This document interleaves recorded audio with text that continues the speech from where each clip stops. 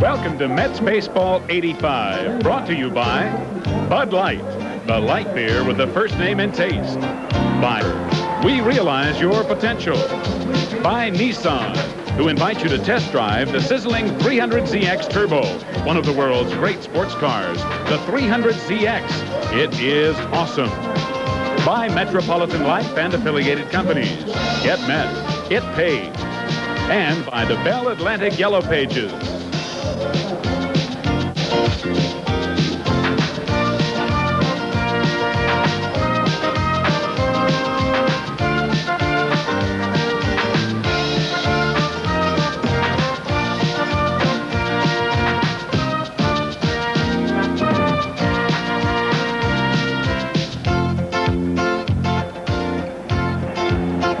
Live from Shea Stadium in New York, it's Mets Baseball 85, as today the Mets take on the Chicago Cubs. And pitching for the Cubs, it's left-hander Ray Fontenot, 1-2, with an ERA of 3.18. On the mound for the Mets, left-hander Sid Fernandez, 1-4, with an ERA of 2.42. Well, hi, everybody. I'm Ralph Kiner, along with Tim McCarver and Steve Zabriski, set for the final game of this four-game set. Beautiful day for baseball today. The temperature right around 80 degrees. A good crowd in hand, as we have had in the first three ball games of this season, of this series. And the Mets against the Cubs, and they'll have Sid Fernandez on the mound trying to extend the Mets winning streak. They have won 3 in a row. The Cubs have won no games in their last 8 ball games. They are 0-8. So here for good baseball, and Tim McCarver, the Cubs really hurt him. They really are, and they have Ray Fontenot, who is 1-2 with the 3.18 going for him today. But pitching hasn't been the Cubs' problem. The Mets have scored 8 runs in the last 3 games, a 2-0, 1-0 shutout, and then a 5-1 victory behind Ed Lynch's complete game on Tuesday night. And they have just really throttled the Cubs' attack. As a matter of fact, the Cubs have scored only 3 runs in their last 45 innings. So I would say, regardless of who they run out there today, pitching is not as important as hitting. And Jim Fry really sweating this one out, as the Cubs have extended their losing streak to a point where they have not lost this many games in 3 years. Now let's go down to Steve Zabriski. Thanks, Ralph, and hi, everybody. Ron Reynolds, the Mets' backup catcher, will be starting behind the plate today against the Cubs. It's only his 4th start of the year, and that's understandable when a club has a frontliner like Gary Carter in there almost every day. Carter will be at first base.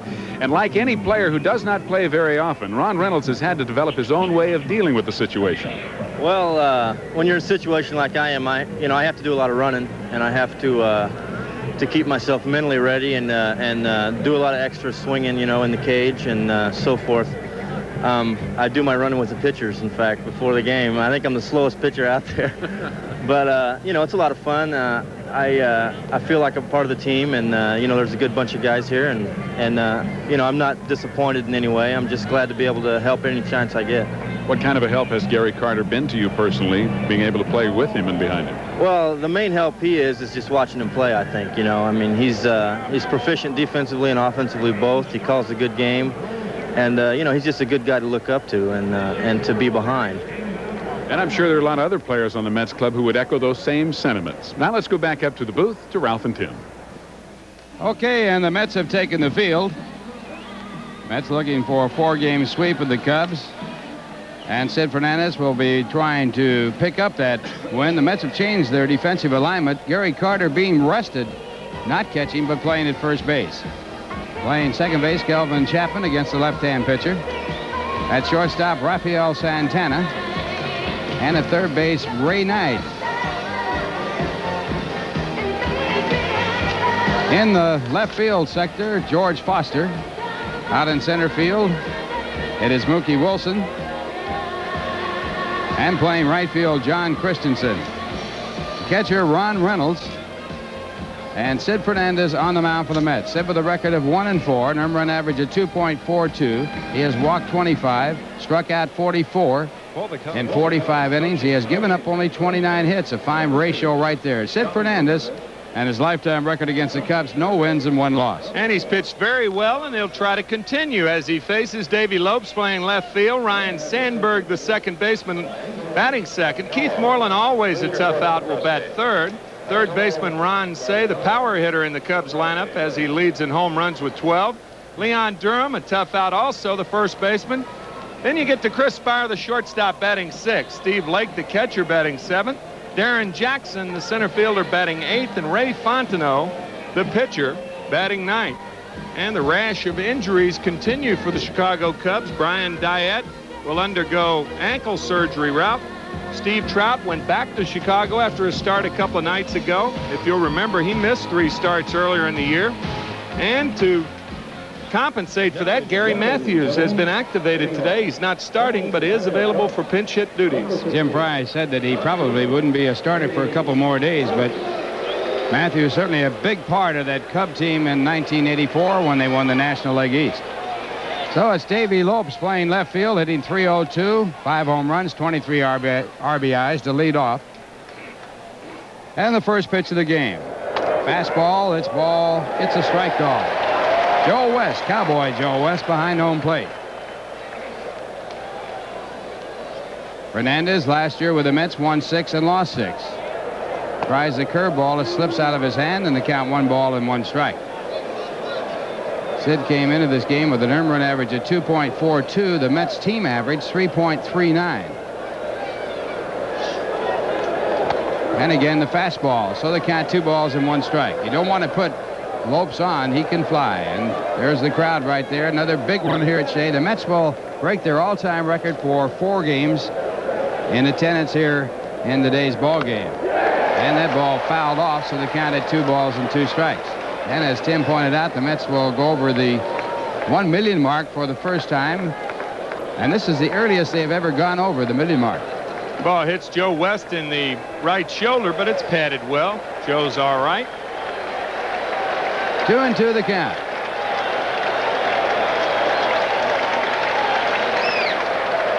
And now it goes to 3-2. See, Sid early right now is leading with his elbow, and that's why he's wild up and away. When he has wildness problems, it's more often than not wild up and away to right-handers. His last game, he did not walk a batter, something he has never done as a Met, and he walks his first man. So Fernandez walking Davey Lopes. Lopes, an outstanding base stealer. He has a lifetime percentage of 83 stolen bases, 83% of the time successful. And he is a threat to run. And it brings up Ryne Sandberg. Sandberg 3 for 13 in this series, hitting .249 for the year with 7 home runs, 14 RBIs. Sandberg, the MVP for the Cubs in the National League last year. Hopes with a good-sized lead at first. Fernandez does not have a good move to first.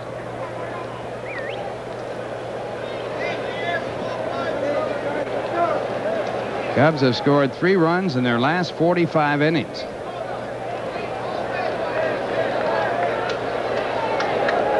And the fastball is high. So Fernandez running into problems right off the start of this ball game, and Carter from first base in to talk to him.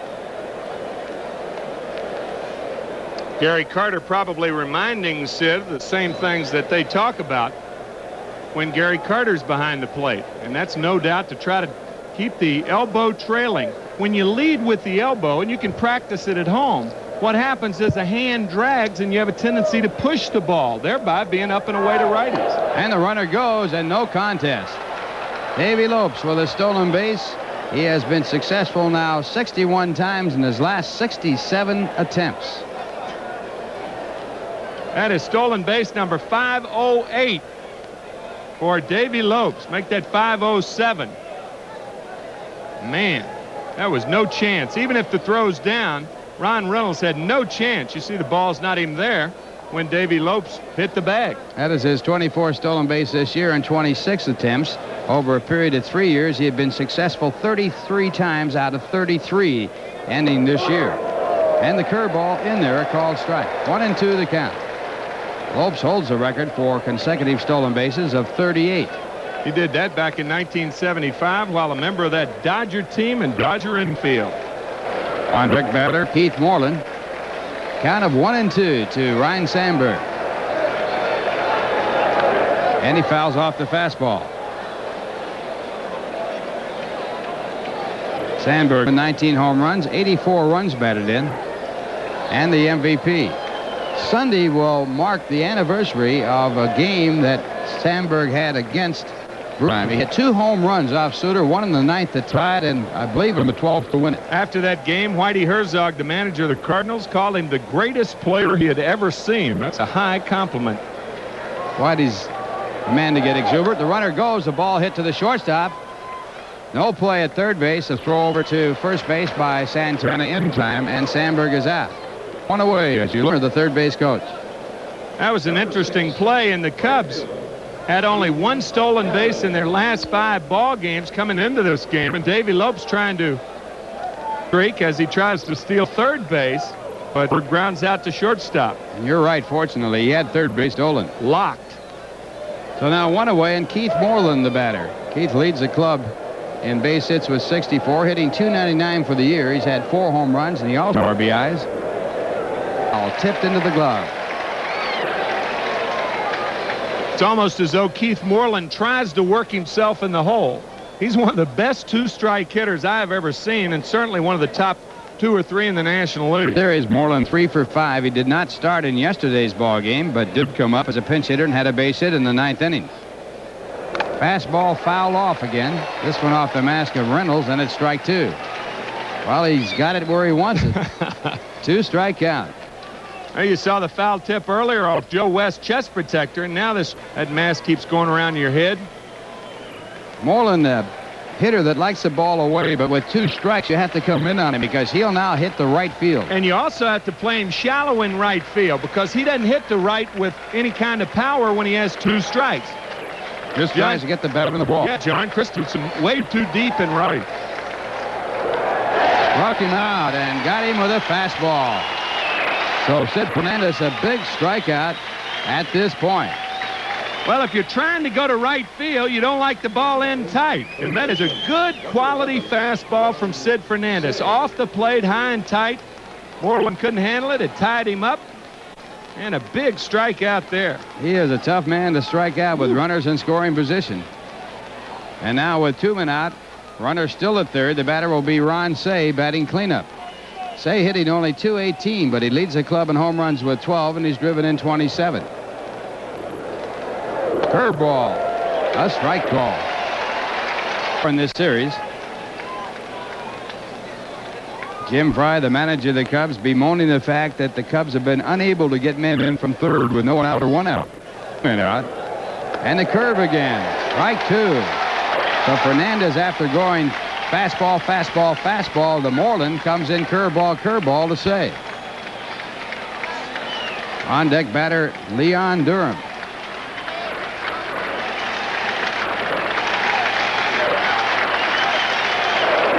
Fastball fouled back out of play. A good pitch there, high and tight. Ron Shea was watching when Sid Fernandez came up and in to Keith Moreland, and he was ready for that here. Very deck and see what. And the sequence of pitches. There's the 2-strike pitch back to the curveball, and the count 1-2.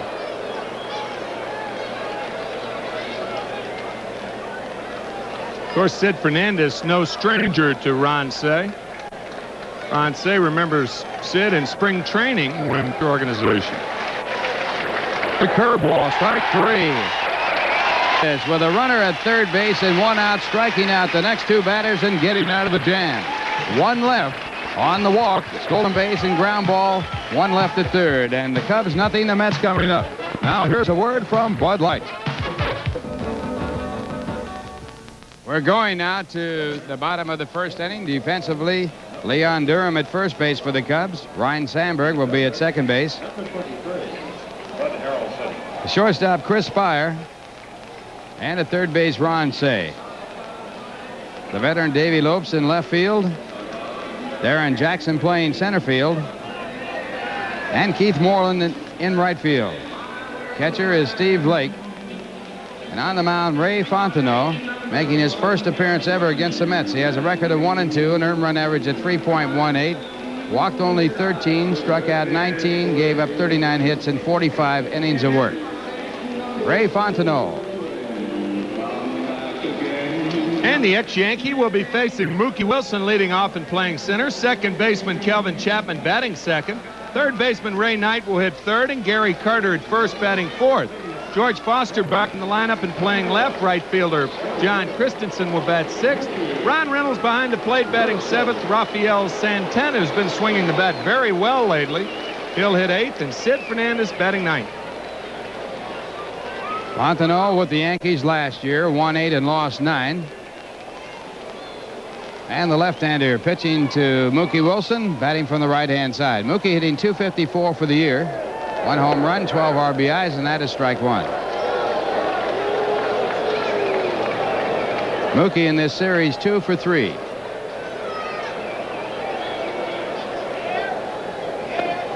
One ball, 1 strike. Ray Fontenot will throw the sinker away as we look at Davy Johnson. Got a little slider, but when he's in a jam, he goes with that sinker. He does unusually work right-handers inside. And a fastball missed. 1 ball, 2 strikes. Most of the time, a sinker ball pitcher, if you're a hitter, you can look for the ball away because when the ball is thrown inside, it has a tendency to straighten out. But Fontenot loves to come inside to right-handers. Mookie hitting .271 as a right-hand batter, and he fouls this one into the stands. Batting left-handed, Mookie hitting .242, composite average of .254. On deck batter for the Mets, Kelvin Chapman. Fontenot, lifetime 17 wins, 13 losses, and he almost hits Mookie with a slider. Look for it inside, but not that far inside. Made him dance. That ball looked like it went through Mookie's leg. All right, Mookie working on his samba. And a drive to right field for a base hit. So Mookie, on a 2-2 count, gets the first hit of the ball game. This copyrighted telecast is presented by authority of the New York Mets and WOR-TV and is intended solely for the private non-commercial use of our audiences. Any publication, reproduction, retransmission, or other use of the pictures, descriptions, and accounts of this game without the express written consent of the New York Mets and WOR-TV is prohibited. So Mookie on at first base, no one out, bottom of the first inning, and Kelvin Chapman the batter. Chapman hitting .173. No home runs, 5 RBIs. He squares into bunting position, takes for ball 1. Chapman is not up there to sacrifice. I think that was a decoy. I agree with you. A lot of times when you square around the first pitch and the pitch is a ball, you give the pitcher, you lull him into a sense of complacency. Then they come back with a fastball and you put the hit and run on. Good time for it. Throw to first base and Mookie back. Mookie leads the club in stolen bases with 17 out of 22 attempts. Mets have really had trouble stealing bases lately. They were up in the 80s in success, now down. There goes Mookie, the throw high, and the tag is made, and Mookie is out. Well, not a good play by Steve Laker, good throw, but he has a great arm, and he has thrown out every Met that's attempted to steal in this series. He gets rid of it so rapidly. I mean, see how fast that ball was down there? Very, very close play. Doug Harvey, the second base umpire, calling Mookie out. Might wonder, had Mookie gone in there straight instead of hook sliding, if he'd have been safe or not. You get there faster when you go straight in. And the 1-1 pitch is low for ball 2. 2 balls and a strike. Ralph, I played with Lou Brock for about 12 years, and I never saw him hook slide on a steal. All he did was straight. That's right. Fastest way to get in there. And that one fouled off, so they count 2 balls and 2 strikes. In an interview with Lou Brock, he said something very interesting. He said that a head-first slide is not necessarily a faster slide than a feet-first slide. That was an interview in that doubleheader against the Cardinals between games. Very interesting interview. And the count goes to 3-2 on Chapman. Chapman 1 for 1 in this series. As a pinch hitter, he was 1 for 1.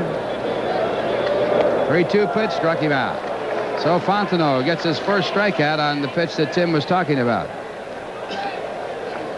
Low inside fastball right down there, out of the strike zone, as a matter of fact. Actually, Fontenot has 2 types of fastballs. He will sink the ball away to right-handers, and then he'll come inside, and that was that inside riding fastball that rode down and in to Kelvin Chapman. Now Ray Knight, the batter. Ray playing at third base, batting in the 3rd position in the batting order as Keith Hernandez is being rested. Knight hitting .151, 3 home runs, 11 runs batted in. Slider catches the outside corner, a called strike. Fontenot making his 5th game start. This is his 18th appearance. And it's hit hard to left and a fair ball. Ray Knight breaking his bat in the hit, and he'll go in with a stand-up double.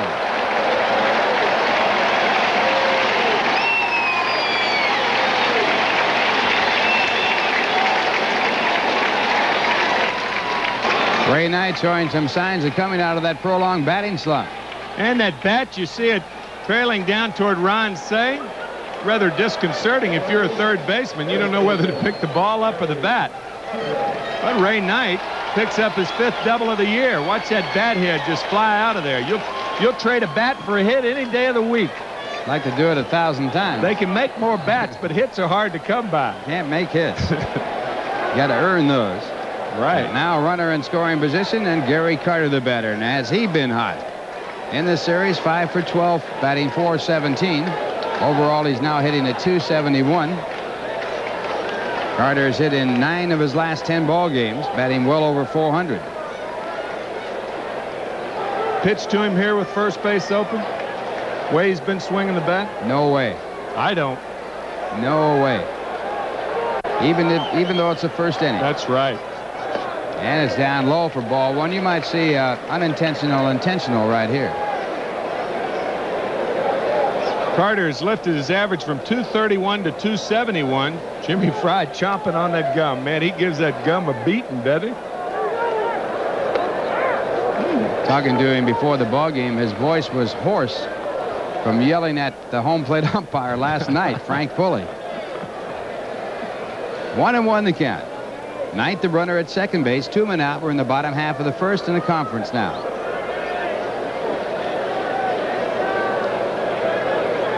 Might have been a sign from the bench to put him on. Either that or Jimmy Fry giving a sign to Steve Lake saying, wait a minute, that last pitch was a little too fat, even though Carter didn't swing at it. A lot of times, Ralph, and I'm sure you experience this with first base open, you'll take the posture of the opposing manager and won't look for a strike, and if they throw one down Broadway, it surprises you. Jump a foot. Yeah. Carter has had 17 hits in his last 10 games, 3 of them home runs. He's driven in 7 runs, scored 8, and he's had 2 game-winning RBIs. 1-1 pitch, and it's in the dirt. No chance at all there, and it's 2 balls and a strike. Tough position to hit right now because they're not going to give in to it. You're anxious to get the RBI and put the Mets up, but you can't be too anxious and swing at real bad pitches. You defeat your own purpose then. 2-1 the count. Ground ball hit to the shortstop Spire, and Carter grounds out to end the inning. So the Mets get no runs, had 2 hits, they left 1, and the score at the end of 1. The Cubs nothing, the Mets nothing. Now here's a word from Manufacturers Hanover. 0-0 ball game here at Shea, top of the second, and the baseball action continues when the New York Mets host the Expos tomorrow night at 8 o'clock right here on Channel 9. Montreal coming in for the first series of the year. Those first place Expos. And now the batter for the Cubs, who are currently in 4th place. Leon Durham hitting .276, 6 home runs, 26 RBIs, and he too has been hot. He has hit in 11 of his last 12 ball games, and a strike call. Leon in this series 3 for 11. The Mets stopped his hitting streak in the first game of this series when Darling was on the mound pitching a no-hitter. I should say a no-runner. Mets winning 2-0 in the first game, 5-1 in the second game, and in the third game 1-0. And a good breaking ball, and they count 1 ball and 2 strikes. Sid Fernandez working for the Mets. Sid struck out 2 in the first inning and left a runner at third base. Lopes had walked, stolen second, gone to third in the ground out. Curveball struck him out. 3 in a row for Sid Fernandez.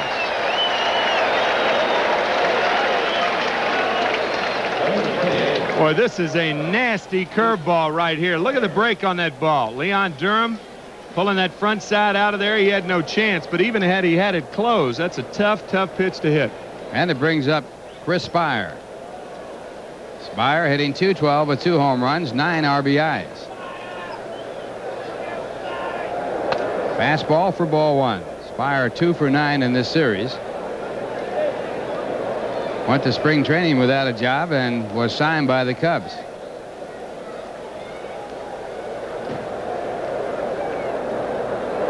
Fastball popped up in foul territory. It'll be out of play. Got a second here to give you a note about a former Met. Grover Powell died the other day at the age of 44 from leukemia. Pitched a shutout for the Mets in his very first starting appearance down in Philadelphia. Comes from the Philadelphia area.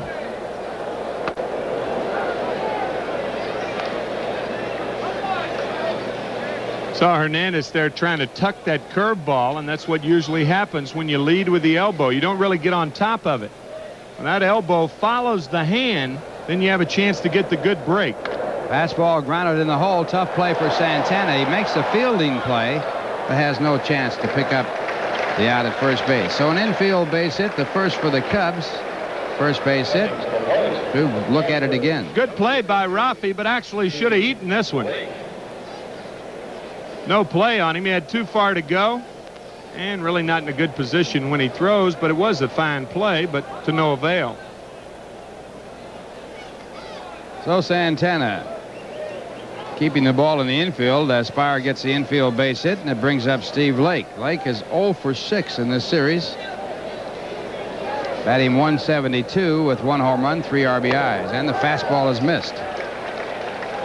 Cubs lineup today, just like last night and the night before last, really night and day, as you got 5 tough hitters in the first 5 spots, then only Chris Spire hitting over 200 in the last 4 spots.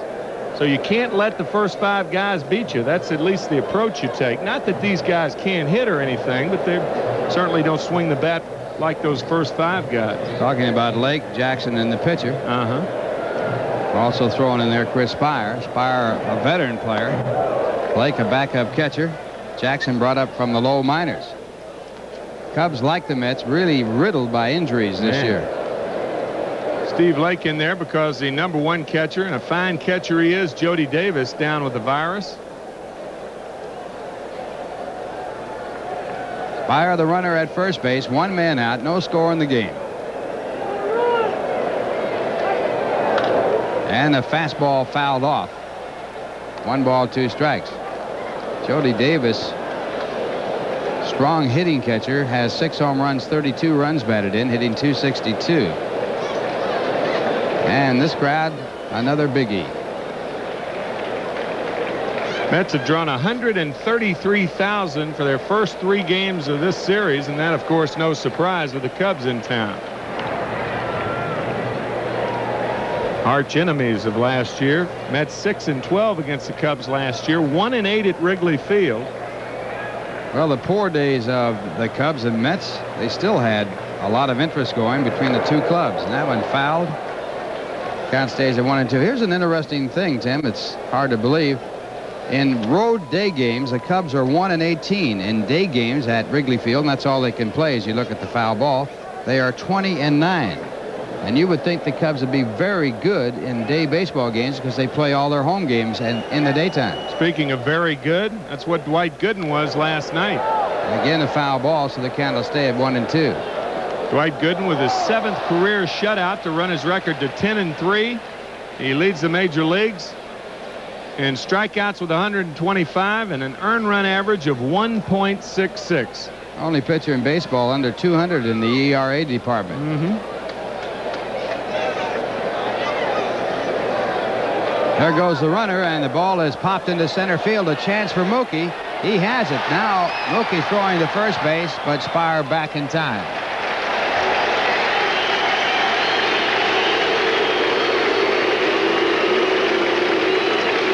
Well, it's no secret that Mookie has had problems with that right throwing arm, and because of that, runners can take more liberties than normal.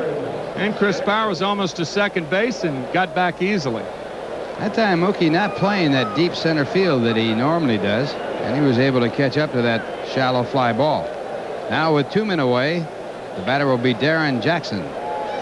Jackson 1 for 6 in this series, getting his first major league base hit.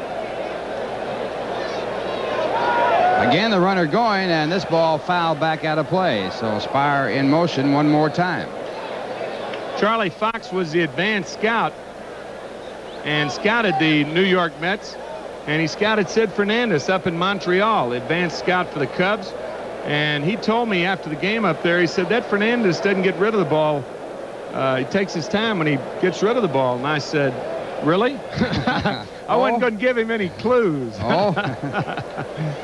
Hey, that's interesting. Yeah, but the Cubs are really taking advantage of him today. They're going to be running, I believe. And there's a fastball miss, strike 2. Of course, the one thing you can't do is steal a base if you're not on base. Can't steal first, can you?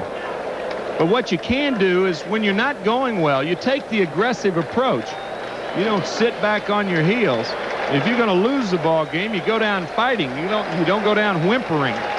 2 strikes to count. Spire does not go, and the pitch is just outside. And ironically, the Cubs lead the National League in home runs with 51, and they are second in stolen bases with 79, second to the Cardinals. I'd pitch out right here. I think Spire's going to be going. I'll go along with that. 1-2 the count. He's running. Good jump. Pitch high. The throw down at second. Not in time. Second stolen base by the Cubs, and we're in the top of the second inning. And the first stolen base for Chris Spire. He has a good jump. No need to look with 2 out, because if the guy puts the ball in play, you're going to be running anyway. You saw Spire look, but the throw is late. Kelvin Chapman taking the ball in front of the bag. What you like to see a second baseman or shortstop do is straddle the bag. You can't catch the ball out in front and bring it back faster than the ball's going to get there. That takes time, and too much time. Now the curveball back, strike 3. So Jackson called out on strikes, and for the second consecutive inning, Sid Fernandez picks up a strikeout with a runner in scoring position. And the score at the end of 1.5, the Cubs nothing, the Mets nothing. Now here's a word from Nissan. Of the sky comes New York Newsday. They sure have a great sports section. New York Newsday gives you more than the news.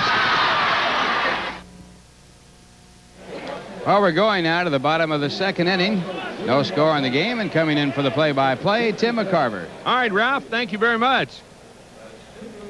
And the batters for the Mets in this inning, George Foster, John Christensen, and Ron Reynolds. Mets with 2 hits, and the Chicago Cubs with but 1. Mookie Wilson led off with a single, and then Steve Lake on a nice play threw him out at second. And that was a key play because after Kelvin Chapman struck out, Ray Knight doubled. Well, there is former President Richard Nixon. It looks like his daughter Julie there, does it not? That's not official, but it is official that it's Richard Nixon. Yeah, I got a couple of letters from the president. Big baseball fan. He really does follow the game well. Fastball is outside to Foster. George batting .211, 8 home runs, 25 RBIs. From Whittier, California. I got a letter from him talking about Archie Vaughn. They had gone to the same school together, and Archie Vaughn, a great shortstop for the Pittsburgh Pirates, probably one of the best hitting shortstops that ever played, and he's going into the Hall of Fame. Ripped to left, and Lopes is there. What a bullet that was. Lopes looked like he had trouble with the sun. Man, that ball was hit hard. It hit too high. I'm amazed that he had this much trouble with it. It could have been a knuckleball going out there. Ball hit hard, and Lopes getting the glove on it. Of course, Lopes an infielder mainly in his major league career. He's giving that sign to center fielder Darren Jackson, saying, man, that ball was hit hard. He felt like he was playing second then. Right.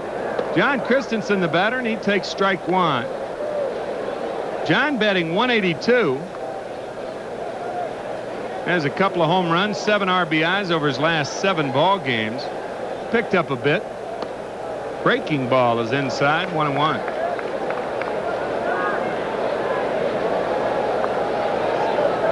John had his best series against the Philadelphia Phillies. Had both his home runs against the Phillies. And 5 RBIs there at the vet, but the Mets dropped 3 of 4 to Philadelphia. And they're trying to sweep the Cubs. Ray Fontenot, 1-2 on the year. Fastball and a beauty on the inside corner. That's an indication of what we were talking about, Ralph. If you can come inside to a right-hander when you're behind in the count, you got pretty good confidence in that fastball in. 2-2. 3-2. Rube Walker, the pitching coach of the Mets when Gil Hodges was here, and also later on with Joe Torre, advocated that no left-hander could be a good left-hander and a winning pitcher unless he came inside with the fastball. I totally concur. Popped up right side. First baseman Leon Durham in foul territory. 2 out. And look at the left-handers that Rube taught to do that. Jerry Koosman used to get a lot of strikeouts inside. John Matlack. He broke more bats than any pitcher I've ever seen. Matlack, boy, he was a nasty assignment, especially from the left side. He jammed those right-hand batters, break those bats. Thought he was going to be an outstanding pitcher. Never quite realized the potential that everyone thought he had. Chester, Pennsylvania star, and Ron Reynolds, 1-0 to Ron, batting .429, 3 for 7 in his 3rd start of the year. Base hit left field. That's going to be a double.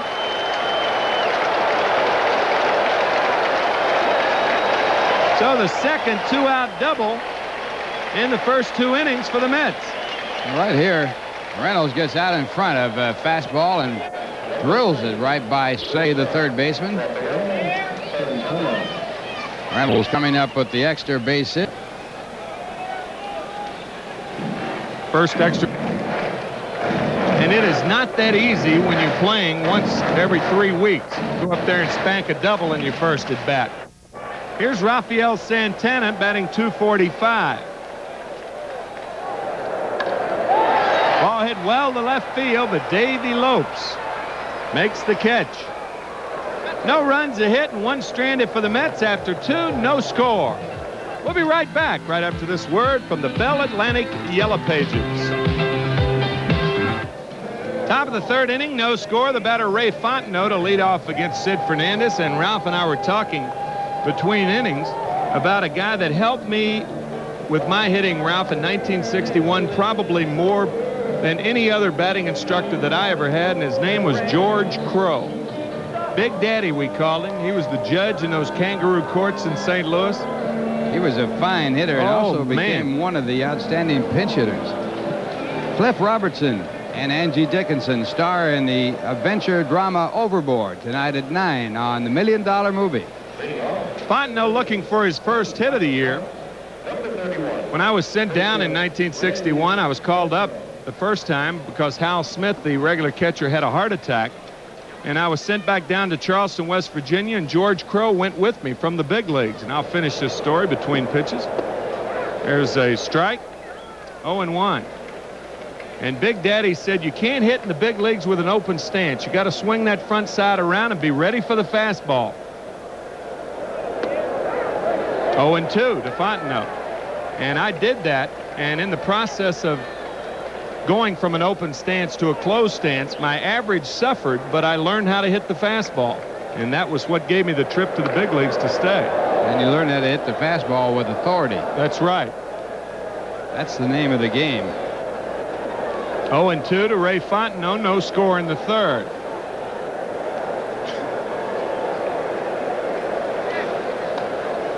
There have been some outstanding hitters that have hit with an open stance. Archie Vaughan, the man I just mentioned to you, was a .380 batter in 1 season in the major leagues, but he was open and then swung in closed, and that was the answer. You made that movement to a closed position. Gary Carter does that with the Mets. He's not drastically open.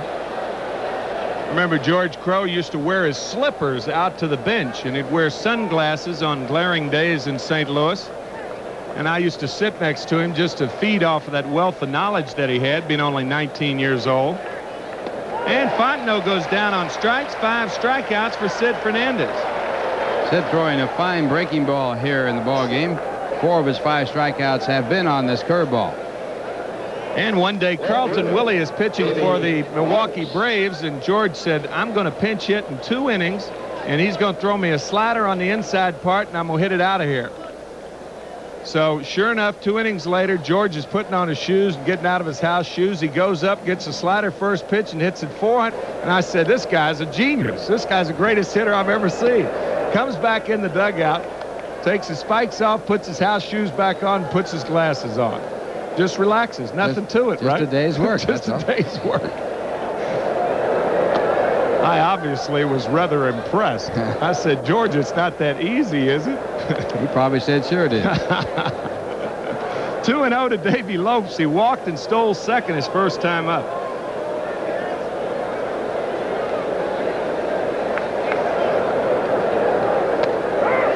There's a strike. 2-1 to Davy. Davy, 39 years old, and you'd never know it. 25-year-old legs. 2-2.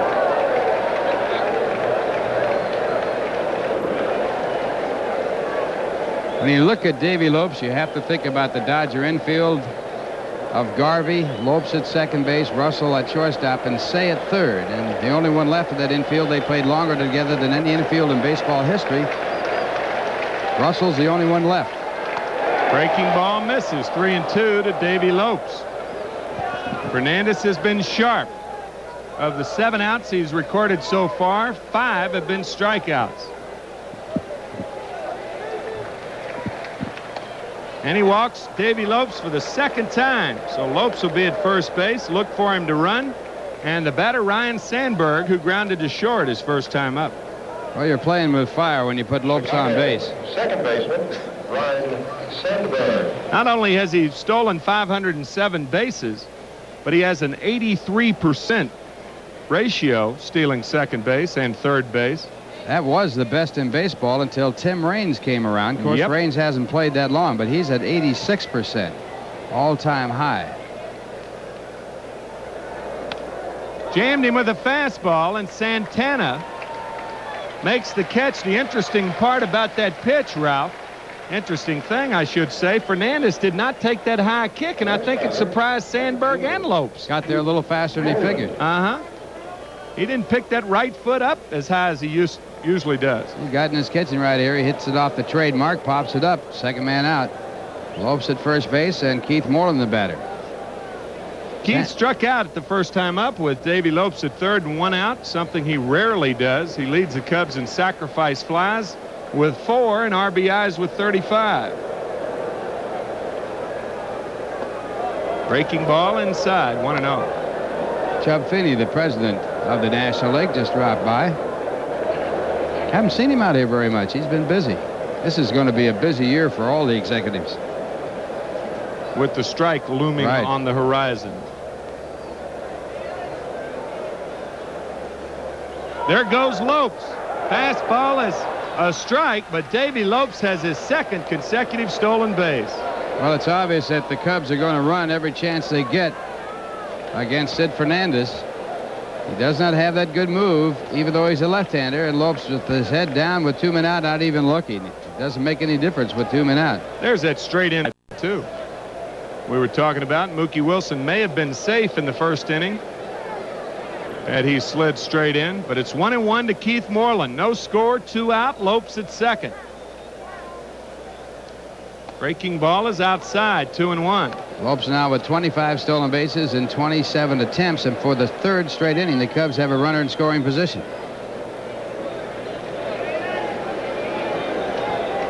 Mets have also had runners in scoring position in their 2, but none have been plated. Cubs with 3 runs scored in their last 47 innings. That is a drought.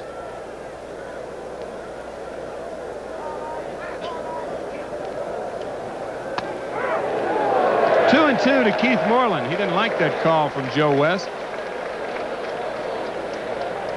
Well, that big sweeping curve that Fernandez has sets up a fastball like this. Ball looked like it was a strike. 2-2, 2 out. Runner at second, no score. There goes Lopes. Curveball grounded, base hit right field. Keith Moreland as we indicated in his first at bat with 2 strikes, loves to go to left field. And the Cubs lead it 1-0. Right field. I beg your pardon, right field. So the Cubs get a run. Their 4th in 47 innings on the breaking ball as Moreland hits it just by Carter. Of course, Carter normally a catcher, and Loeb scored. He would have scored anyway, even though he was running with the pitch. Gary looked like he dove over that ball. Moreland at first with 2 out. Cubs lead it 1-0.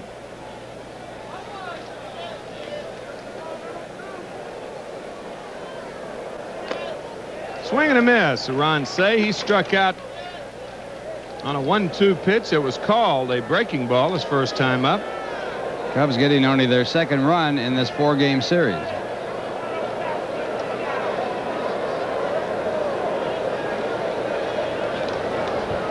There goes Moreland. Fastball low and away. Out at second base, and Moreland's going to argue. And here comes Jimmy Fry. Well, this is a close play, and the only way that the Mets could get the call would be that back on the sweep on the tag. Got noise up. Never seen an umpire argue on one knee. Maybe he's praying. Praying that they'd leave. Huh? Yeah, don't come out here. Well, let's look at the play. Throw is up the line a bit. Chapman taking the throw. Does he tag him on the back before he gets to the bag? Didn't look like it. Didn't look like it on that angle. Let's try this one. Right here, did he get him? Well, Santana, no, he did not get him. He did not get him. That's right. But the Cubs do get a run on 1 hit, strand no one, and lead 1-0 after 2.5. From 1890 through 1957, New York City was blessed with 2 National League teams.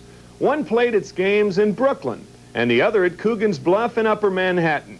Many of you Mets fans have vivid memories of the Brooklyn Dodgers and Ebbets Field, and the Giants in the Polo Grounds, and the men that played the game.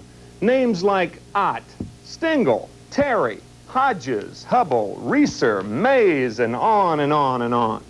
Well, the Mets and Manufacturers Hanover don't want you to forget those days, and will stage Nostalgia Night on Saturday, June 22nd at Shea Stadium. All fans attending the 7:35 game with the Expos will have a choice to make. You'll have your pick between a Brooklyn Dodgers cap or a New York Giants cap. There will be other surprises too, so make it a point to get to Shea for Nostalgia Night. It's your choice as supplies last. A Brooklyn cap or a Giants cap. Saturday, June 22nd, the Mets and the Expos, 7:35. Well, bottom of the 3rd inning, the Mets trail 1-0, and Sid Fernandez takes a fastball for a ball, 1-0. In that last promo about Nostalgia Night, there was a good shot of a player on the bench in a Brooklyn uniform. I wonder if you could identify him. Ground ball to Chris Spire, and he throws out Fernandez, 1 away.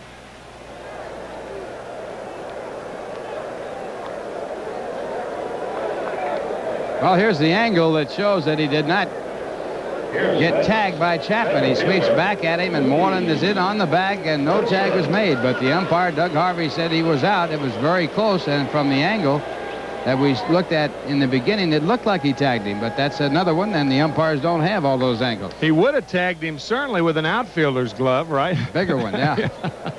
First baseman's mitt. Mookie Wilson, the batter. Fly ball right field. Moreland back, should catch it, and he does. 2 out. Here's Jimmy Fry's reaction on the call. And now the second baseman. And he went out to argue, but to no avail. Is that enough to make him gag? Is that what he's saying? Boy, he chews that gum, doesn't he? Yes, he does. And then he'll switch to the tobacco. Calvin Chapman struck out his first time up. Cubs lead 1-0. They have 2 hits. The Mets with 3.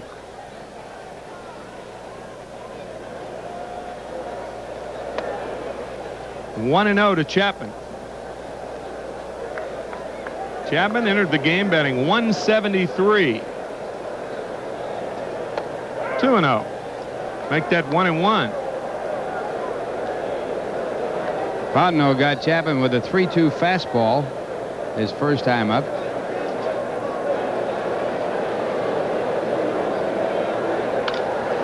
There's a base hit right field.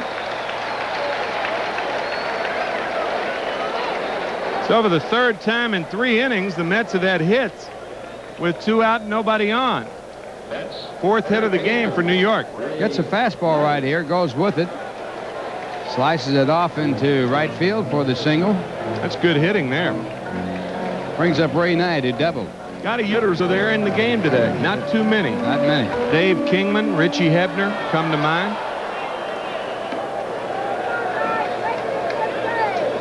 Swing and a miss, Bray. He doubled his first time up, and there you have the story today.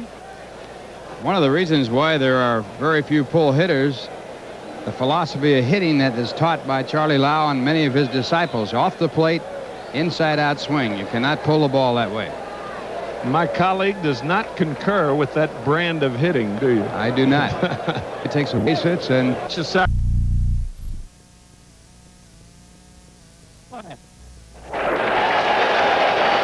57th error by the Cubs. Gets over there, gets the ball in the glove, but then it rolls right out of it. Then he makes the drop kick, and the Mets have runners now at first and second on the air. That ball was uncatchable. He couldn't come up with it. He had 3 tries, couldn't even pick it up.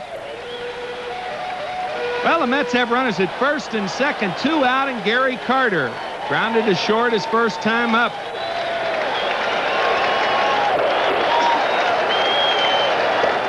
Fastball is low. They're trying to pitch Carter down under the strike zone.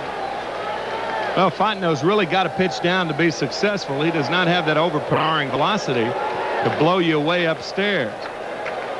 Billy Connors to the right of your screen, the pitching coach for the Cubs. 2-0 to Carter.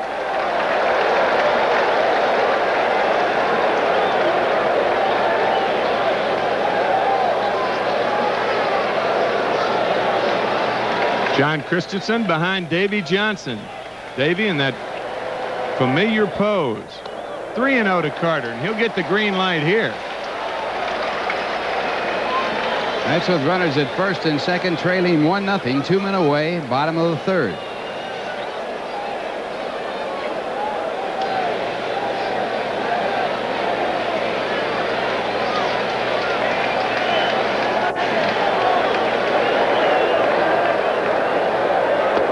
Carter walks. Well, the better's going to be George Foster with 2 out and the bases loaded. Ralph, that 3-0 count to Carter, I can't help but think back when the Padres were in town. Lamar Hoyt pitching with the bases loaded, nobody out. 3-0 the count to Carter, and he hit into a 1-2-3 double play. And the Padres went on to win the game. Now, Jim Fry going to the tobacco. Not only that, Lamar Hoyt has won 6 in a row since then, and the Mets have had trouble scoring runs since then. An interesting parallel, a big pitch for both the Mets and Lamar Hoyt. Foster fouls it off, 0-1. Lamar Hoyt now 8-4, and since that game, that was a game that Hoyt shut the Mets out. They had bullpen action. Right on that pitch, it was nobody out, bases loaded, 3-0 to Carter, and he grounded into the double play, and Hoyt shut him out 2-0.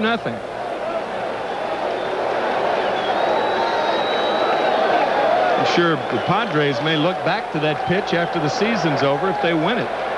And the Mets certainly if they don't win it. Ball hit well to right center field. Way back, this ball is out of here. Grand slam home run, George Foster. His 12th grand slam of his career.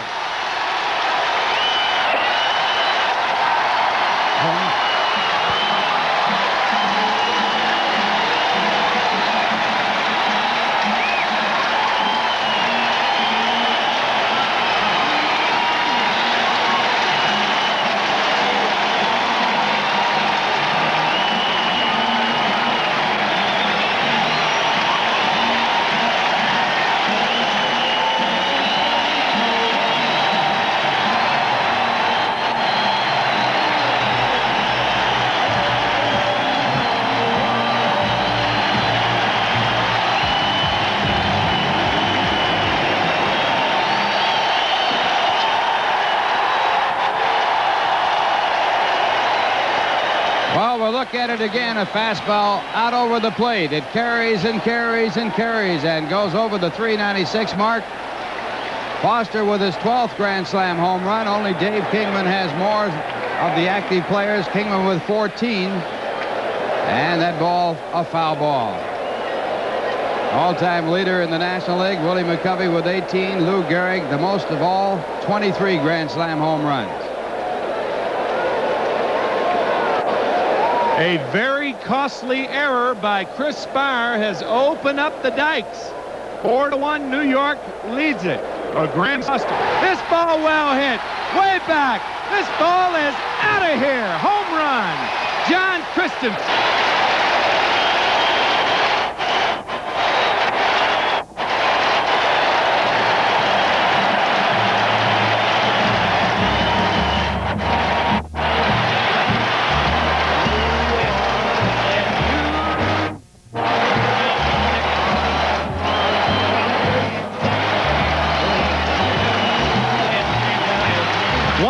To wonder what Chris Spire is thinking right now. Christensen with a curtain call, his 3rd home run of the year. And the batter, Ron Reynolds, he doubled his first time up. 1-0. Well, first Foster's Grand Slam. His last was off of Mark Calvert of San Francisco right here. That was in '83. And then the following home run by John Christensen. Grounded towards Spire. And he makes the play, but it's too late. 5 runs, 3 hits, and probably the costliest error that the Cubs have made this year, and no one stranded. It's 5-1 New York after 3, and we'll be back after this word from Texaco. Brother. Moments in TV history with host Tony Randall in the encore presentation of television. Our Life and Times, Saturday afternoon at 5. Well, Foster with his 12th Grand Slam home run leads all National League active players in home runs. Kingman had 11, hit 3 last year in the American League. He has a total of 14. He leads the active players with total home runs in both leagues. And the Mets getting back-to-back home runs. That's unusual. Coming in now for the play-by-play, Steve Zabriski. Thanks a lot, Ralph. You guys had all the fun there in the 3rd. Ron Shea leads it off for the Cubs in the top of the 4th inning. And he rips one to left field on the first pitch from Sid Fernandez. Foster runs it down and will hold him to a single as it was so sharply hit. Only the 3rd hit for the Cubs. Ron Shea put in the cleanup spot, sort of put in there as an inspiration. He comes up with a base hit. Well, it's time to play Mets trivia as we do in the 4th as Leon Durham steps in. Do you know what Met retired with 999 base hits? 1 short of 1,000. Think about it before the end of the inning. We'll give you the answer. 1 out, nobody, or whether 1 on and nobody out for Durham, who struck out his first time up. Fernandez has struck out 5 through the first 3 innings.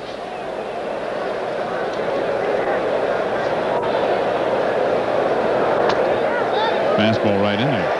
1-1. Talking about back-to-back home runs, Ralph. The last time was September 30th of last year at Montreal when Foster and Strawberry had back-to-back home runs for the Mets. Foul tipped into Reynolds' glove. 1 ball, 2 strikes.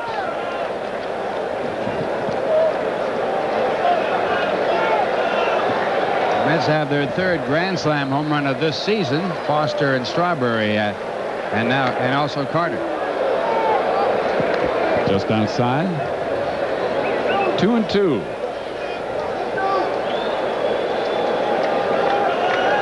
The Mets leading 5-1.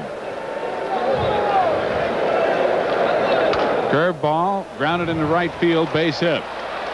So slowly hit that Shea is going to go to 3rd, and John Christensen can do nothing about it, as the ball just rolled down into short right and died. So runners at 1st and 3rd with nobody out.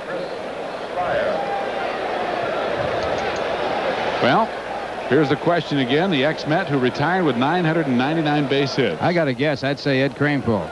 It was Tommy Agee.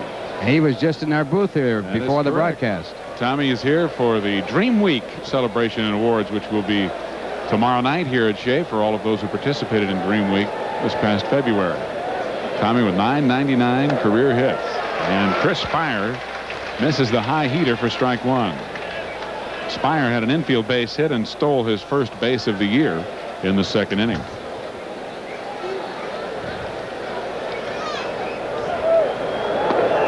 And a curveball drops a little low, 1-1. The Cubs are going to go with Dunston at shortstop, the New York rookie with great talent, but he did not make the club. They had to send him back to the minors.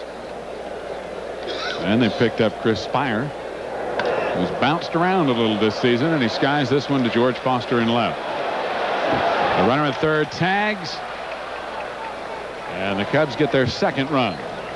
An RBI sacrifice fly for Spire, his 10th RBI of the year, and it's 5-2 New York. Foster wisely throwing to second base, as Leon Durham had tagged up on that play. If the throw had been home, toward home, Durham would have gone to second. And that would, of course, given the Cubs another runner in scoring position. So the right play made by Foster. And here is Steve Lake, who flied to Mookie Wilson in shallow center field back in the second.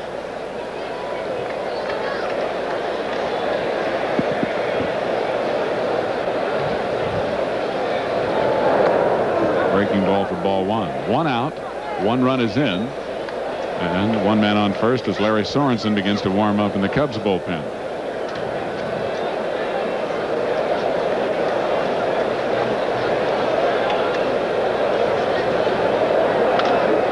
Fouled off down the right field line. 1-1.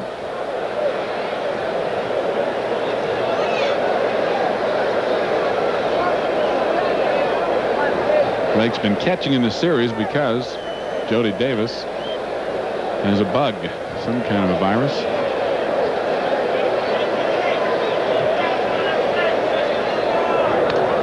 Fouled right back at us. And believe it or not, our monitor didn't die. The ball hit right there. Hang in there, old monitor. Well, that's a good set right there. Is that ball still in here? It never got in. Oh, it bounced off.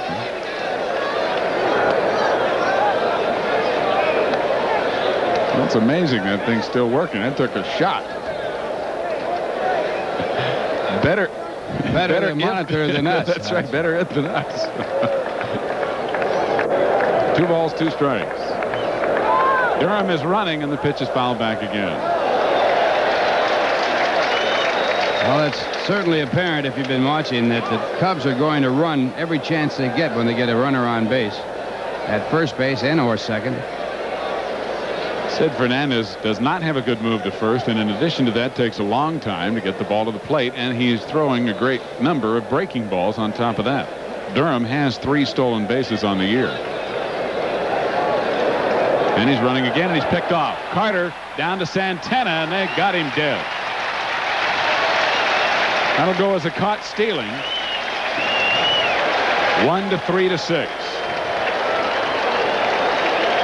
Right here, Durham just taking off. He didn't even look at the pitcher. And a good relay on down to the shortstop Santana by Carter, playing first base. You see Durham running on the inside of the line to try and get hit by the throw, but Carter correctly went to the ball and made the throw from in on the grass. That's fouled out of play, and the count remains 2-2.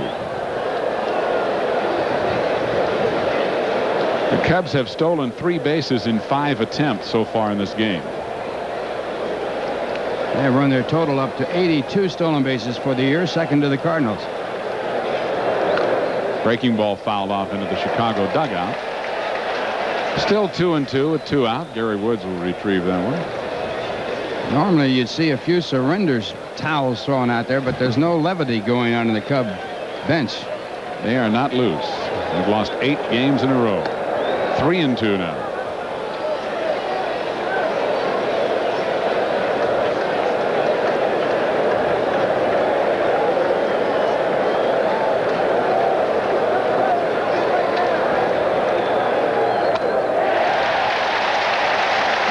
Sid Fernandez picks up strikeout number 6 here in the 4th inning. But the Cubs had a run on a base hit and a sacrifice fly. It's 5-2 New York in the middle of the 4th. And now here's a word from Metropolitan Life. Some rather large cumulus clouds hanging around, but they don't appear to have too much moisture in them. No, they're fair weather clouds, those cumulus. They're fun to fly into when you're flying an airplane. Especially a small airplane. Small one. Goodbye. That's right. So long kidneys and stomach. 5-2, the Mets lead it here in the bottom of the 4th inning, and Rafael Santana, who flied out to left field his first time up, will lead it off. The Mets scored all 5 in the 3rd on a grand slam home run by George Foster, followed by a solo shot by John Christensen. And a slow tapper right in front of the mound. Fontenot hurries and just does get him at first base. The throw was into the runner, but Durham made a nice play. Made a good play. I wonder if he was on the bag when he caught that ball. I don't think so, personally. Let's take a look at it. This is the neighborhood play. Just be in the neighborhood of first base, and they call you out. Well, he was. Joe Hodges, the foremost proponent of the neighborhood play. Don't think he ever caught a ball with his foot on the bag. It's a good way to keep from getting stepped on. Sid Fernandez grounded to short back in the 2nd, or rather the 3rd, I should say, and he grounds this one foul. Sid with 3 hits so far this year. He's a good hitting pitcher, but of course, when he's facing a left-hander, it's another ball game.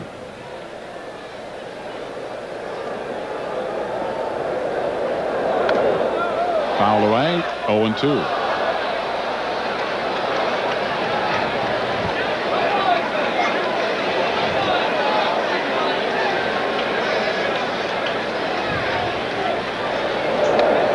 And strike 3. Fontenot picks up his 2nd strikeout. And there are 2 away here in the 4th inning. That was his first strikeout since the 1st inning. And the Mets have gone over the 1 million mark with this crowd of somewhere in excess of 30,000 here tonight. They only needed 2,000 to pass 1 million on the year, and it's the earliest home date in Mets history that they've gone over 1 million in home attendance. And this will mark the biggest attendance for a 4-game series in the history of the New York Mets. They got over 40 here, I'd have to bet. Really? I was going to say 35. But Mookie Wilson takes a strike.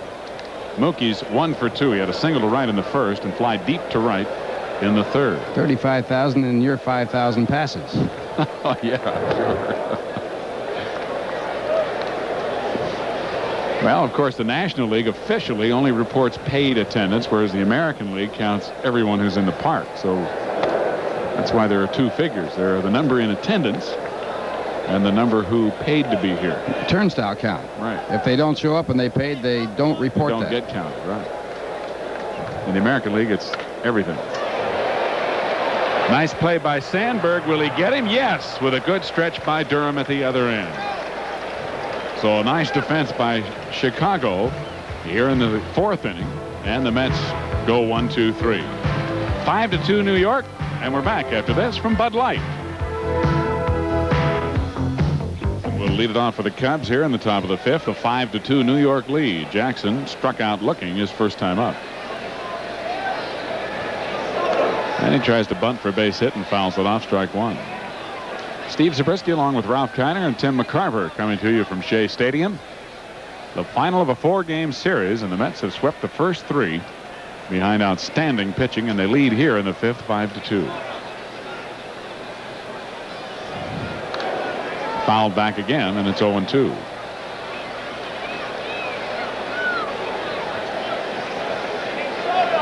And a pinch hitter out for Ray Fontenot already. It's Chico Walker, a switch hitter. Another young outfielder. The Cubs, of course, have had almost as many injury problems as have the Mets. Popped up, but drifting back out of play. Still 0-2. Cubs have activated Gary Matthews, who was one of their stars of last year. Matthews now available for pinch hit duty as you look at the bullpen. Larry Sorensen, it appears to be. Yep.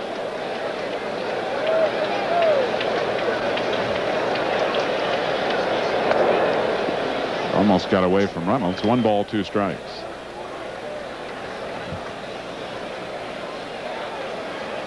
If the Cubs get into a game situation, I would imagine we would see Mr. Matthews. 2-2. Jackson brought up the takeover for Bob Denier, who had a foot operation. He's on the DL. Denier, one of the spark plugs of the Cubs last year, coming over from the Phillies. And you know they miss him offensively and defensively for that matter. This one may stay in play. Carter is near the fence. Right at the photographer's box, he makes the catch. Well, Carter with a different angle playing first base. And it's not easy to make that change, and he handled that well. Checking out the sun right now. He goes over there, checks out the facade, and the ball coming right back into play right to him. That's the way to do it. Find out where the barrier is first, and then pick up the ball again. And Carter not wearing the sunglasses. Here's Chico hitting 111, as you see. Hasn't had very many at bats. He's only been up 9 times. As a pinch hitter, he's 1 for 6.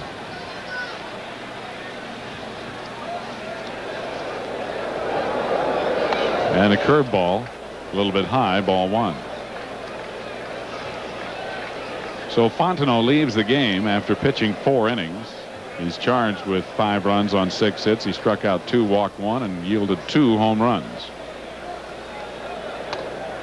Swing and a miss. 1-1.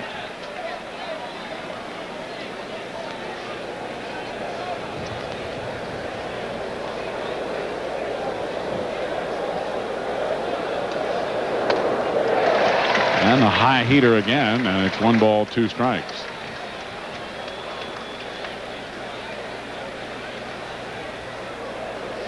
Fernandez has allowed 2 runs on 4 hits. He has struck out 6 and walked 2.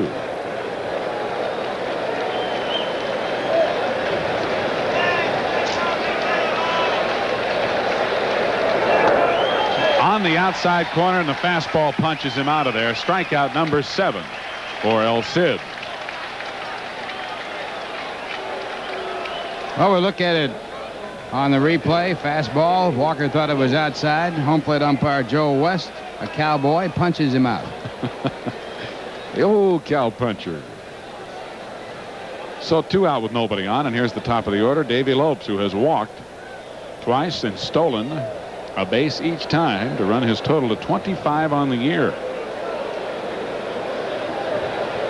I'll tell you what he has done for the Cubs at age 39 is nothing short of amazing. What he has done for Davy Lopes at 39 is amazing. That's for sure. Hitting .302, 5 home runs, and 23 RBIs. And that's a strike. 1-1. Davy hitting .338 over the last 28 ball games.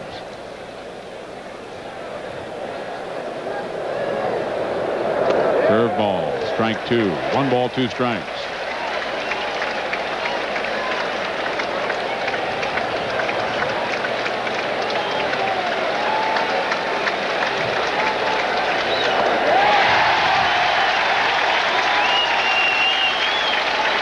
Fernandez strikes out 2 in retiring the side in order here in the 5th inning. He now has punched out 8 in the ball game. And in the middle of the 5th, it's 5-2 New York. Now here's a word from Garcia Vega. He will star in the return of the hit TV comedy Bosom Buddies. That'll be weeknights at 7:30 right here on Channel 9. Don't miss it. And here's a guy who doesn't miss much. I don't know about Bosom Buddies, but when it comes to baseball, he doesn't miss much. Ralph Kiner. Okay. Steve Zabriski and a new pitcher in for the Cubs. Larry Sorensen. He has a record going of 1 win, 1 loss, no saves, making his 13th appearance, and he'll be pitching to Kelvin Chapman. Fontenot, in his first appearance against the Mets, went 4 innings, gave up 5 runs, all unearned, allowed 6 hits, struck out 2 and walked 1. So Sorensen takes over here in the bottom half of the 5th. Mets leading by a score of 5-2. He's walked 7, struck out 10, given up 21 hits in 17 innings. Earned run average of 4.67. Chapman 1 for 2 in today's ball game. Single to right field his last time up, and the first pitch a called strike.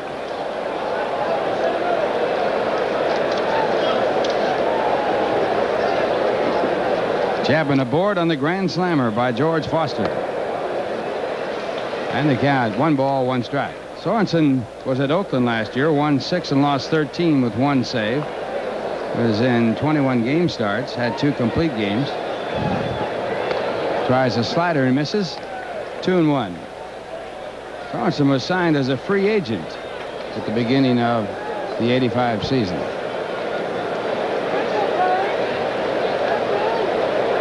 Fastball popped up in the shallow left. It will drop in for a base hit. So Chapman jammed on a fastball, picks up a bloop base hit, and the Mets have a runner on with no one out in the bottom of the 5th inning. Take him any way you can get him. Boy, that pitch was really up and out of the strike zone and almost ate him alive, but he got enough on it. They all look like line drives in the box score. Here's Ray Knight. Ray is 1 for 2, doubled in the first. Rounded into what should have been an out in the third. Shortstop Chris Spire booted the ball. All hands were safe, and it set up 5 unearned runs. And a strike call by Cowboy Joe West.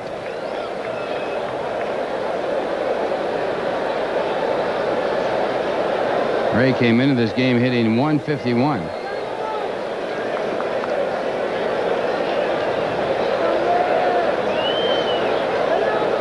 Ray Knight has moved closer to the plate in his batting stance.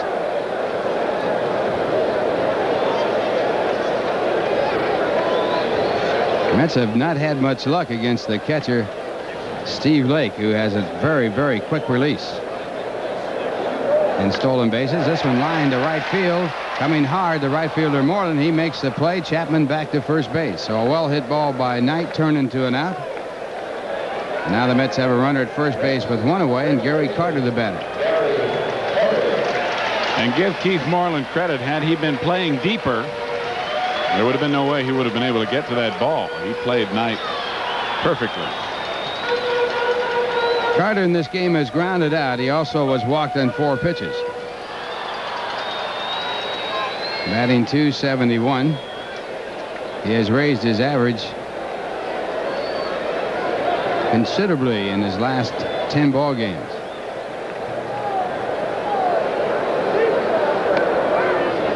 And the fastball a strike. Gary's hit in 9 of the last 10 and hit .459 over those 10 games. 17 base hits. Chapman the runner at first base, 1 away. Mets leading 5-2. Bottom half of the 5th inning. And Carter moved off the plate.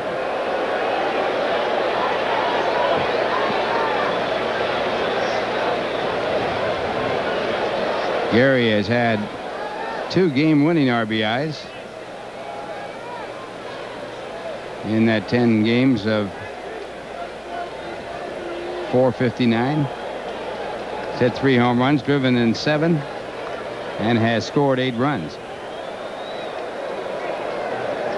Raised his average from .231. Throw to Durham at first. Mets started their action tied for second with the Cardinals, a game and a half back of Montreal. Montreal a night game at home against the Pittsburgh Pirates. And the breaking ball inside. 2-1 the count.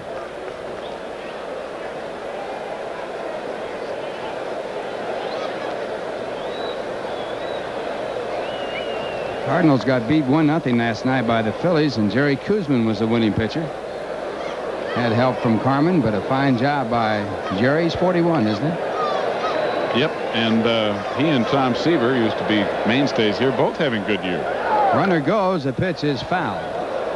Koosman, of course, struggled earlier in the year and has had some injury problems. Boy. Is it worth it?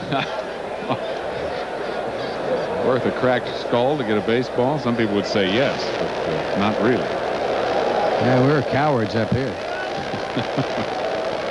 You know, it's easy for us to get a baseball. True. We don't need one to hit at us. 2-2 the count.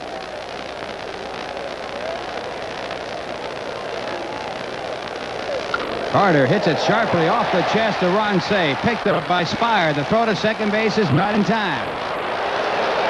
Looked like it gave the say sign. He is out. Now we get a two-handed call there by Doug Harvey. On his knees once again. Chest. The ball, Spire literally picked it up and threw over. Chapman went in with a head-first slide. And it looked to me like he hit the ground hard and really slowed up. Had he slid feet first, I think he might have been safe on this play, because when he hit the ground, and you can see that he just is a little late, he almost stopped and then hurt him into the bag. Well, at least Ron Shea has Chubb. Phenia, the National League president, signs all the balls that are used. Well, not individually. One at a time. He tells me that he does it after ball games. The negotiations aren't getting anywhere. Why we can't meet. That's always something in baseball. And Foster, the hero of this ball, takes in the count 1 ball and 1 strike. Foster hit a grand slammer over the right center field fence to put the Mets up 4-0. Followed with another home run. Mets leading 5-2. And that one grounded foul. Foster now leads all National League active players in grand slam home runs with 12. And there's Sutcliffe, Rick Sutcliffe. He will be 29. And to his left, Dennis Eckersley, who will pitch for the Cubs at St. Louis tomorrow. Line drive base hit by George Foster. Carter going for third base. He slides and is safe. Foster going behind on down to second. So Foster with his second base hit. He lined out his first time up, and the Mets have runners. Gary Carter pulls a little decoy here. Very sharply hit, and Lopes gets to it in a hurry. Tried to decoy at second base a little bit, and it almost cost him making it to third. But the throw, as you saw, was a little bit into foul territory. And the world does not have the greatest arm in the world. And he made a bad play there. Yep, allowed Foster to go to second, but he thought he had a shot at Carter. You got to stop that runner at first base, keep him out of scoring position, even if you think you can throw him out at third. Christensen, and the first pitch, ball 1. John with his third home run over the left field fence back from the third inning.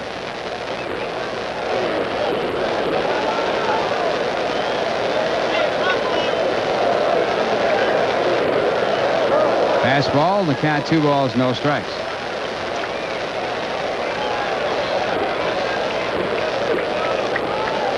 Christensen had been hitless in this series before his home run. Larry Sorensen.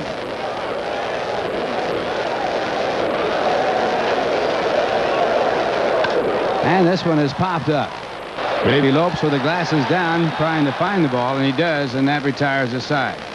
No runs, 2 hits, and 2 men left on base to score. At the end of 5, it's the Mets 5 and the Cubs 2. 5-2 in the final meeting between the Mets and Cubs in this series. The Mets have won the first 3 ball games and lead here in the 4th.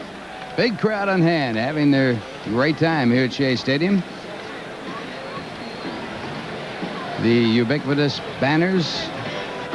Not as many as were here on Banner Day. I hope not. Nobody'd be able to see.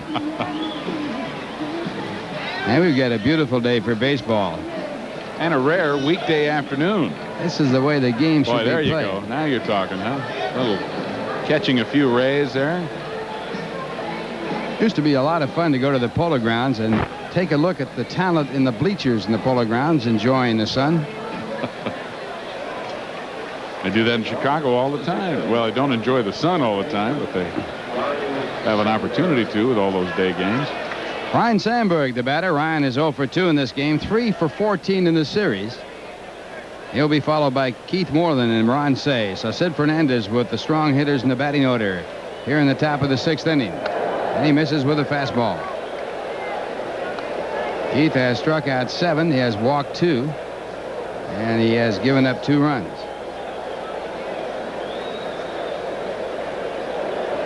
Sandberg hits it out to left center field a long way back to the warning track. Mookie Wilson is there. He can't get it. It is off the base of the wall.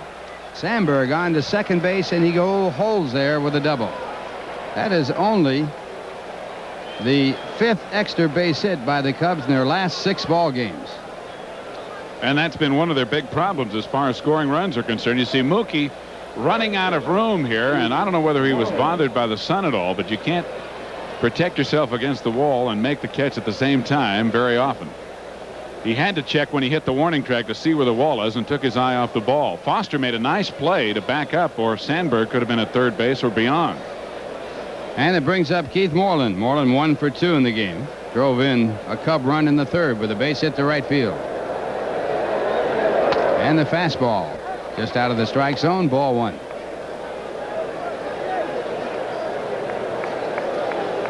Moreland leads the club in base hits with 65. RBIs with 36. Former football player and former catcher. 2 balls, no strikes. Now Reynolds out to talk it over with his pitcher, Sid Fernandez.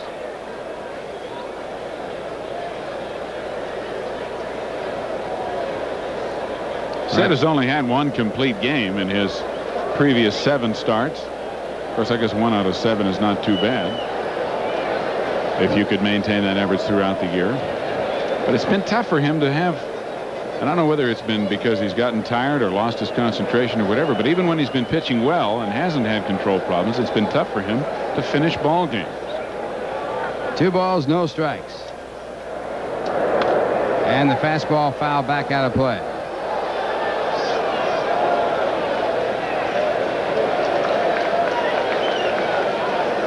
Moreland, throughout his career, has really been a nemesis for the Mets. Coming into this game, he has a .350 career batting average against New York. Strong hitter. Good contact man. And the fastball is missed. The Mets have had 13 complete games this year. 9 of them have been shutouts. And the complete game, Ralph, is becoming almost an ancient relic in this day and age of baseball. Especially in the National League, where they don't have the DH. Fastball popped up. Mookie Wilson making the call, having trouble with the sun, and now Foster saves him. Foster at the last minute, seeing that Mookie had lost the ball, reaches up. Foster not looking into the sun and making the catch. Good play by George Foster. Very, very alert play. George had a little better angle on it as opposed to Mookie, who was looking directly into the sun. George coming around, sort of circling the ball. And you'll see here, look, Mookie just pulls out of the way at the last minute. And Foster, coming from a different angle, cuts right in front of him, reaches out, and takes the ball. So Foster saving Mookie Wilson with that play. Sandberg holding at second base. And they pick up an out on the dangerous Keith Moreland, and that brings up Ron Shea. Shea 1 for 2 in this game, singled the left field in the 4th. Later on scored. Fastball, a strike call. Although Shea hasn't been hitting for average, and he hasn't, hitting only .218 coming into the game, he's 4th in the league in home runs with 12. He's had other years like that. Murphy, of course, of Atlanta leading with 16.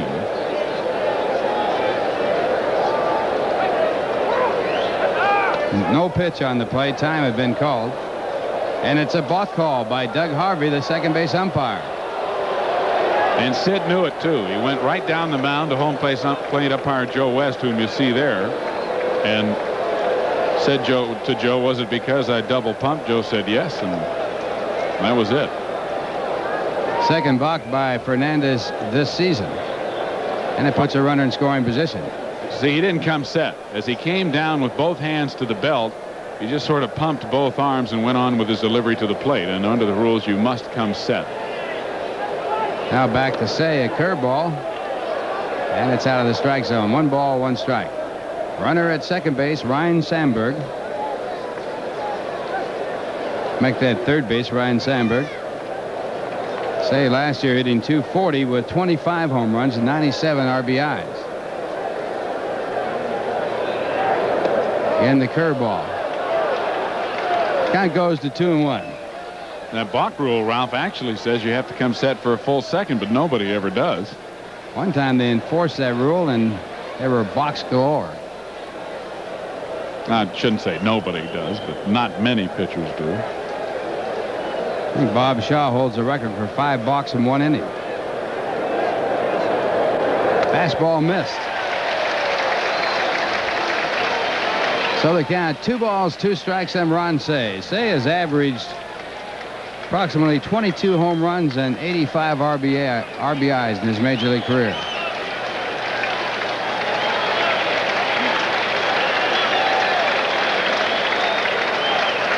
Two and 2 the count. Curveball, and the count goes to 3 and 2. Ron Shea made a comment, this is before last year when the Cubs had the winning season, that the Cubs have won more games in one city than any other team in baseball. It's only in the last 38 years that they've been lean. Well, they played in one city longer than just about anybody. Cincinnati the longest, and he got him with a fastball. 9th strikeout for Sid Fernandez.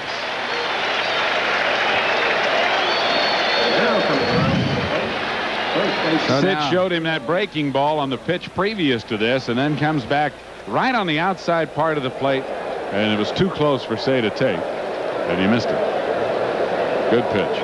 that brings up Leon Durham. Durham has struck out in single.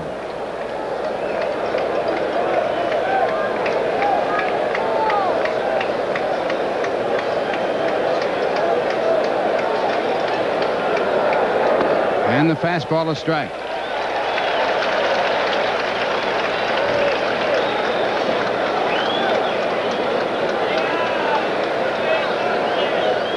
Time is called. Ray Knight walking in on the infield grass to have something to say. I think there was something in the dugout that might have been shining or something that was bothering him.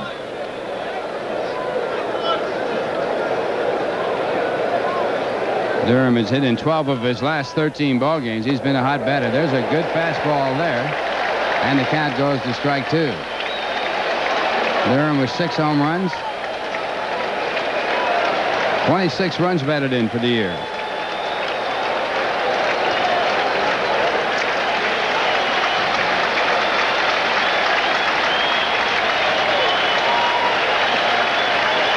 Fernandez being cheered on by the crowd. They're looking for that 10th strikeout. Last night's ball game, Dwight Gooden had 9 strikeouts. Fastball struck him out. Strikeout number 10. And again, the Cubs leave a runner in scoring position with 1 man out.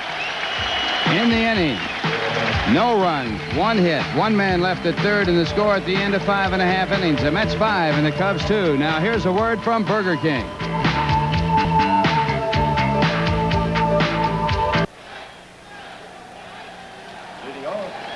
While we're going out of the bottom of the 6th inning, the Mets up, leading 5-2. And for the Mets, it'll be Ron Reynolds as the leadoff batter. Reynolds with a double and 2 times up. Mets 5 runs on 8 hits. The Cubs have 2 runs on 5. And Larry Sorensen starts off with a curveball, gets a strike. Sorensen in relief of Ray Fontenot, who worked 4 innings. Sorensen working his 2nd. Another breaking ball, but this one out of the strike zone. 1 ball, 1 strike.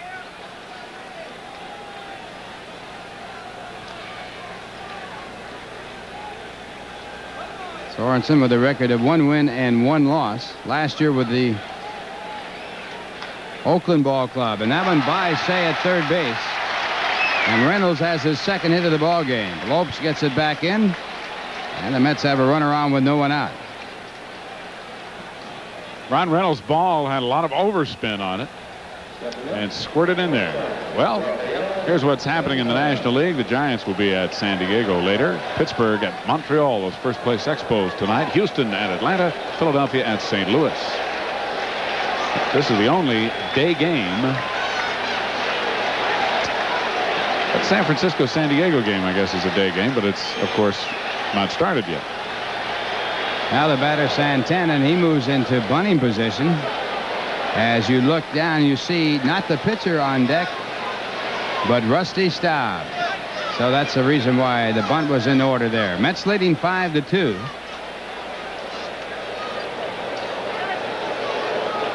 We're in the bottom half of the 6th inning. Santana takes, and it's a strike call. They count 1 ball, 1 strike. Raphael 0 for 2 in this game.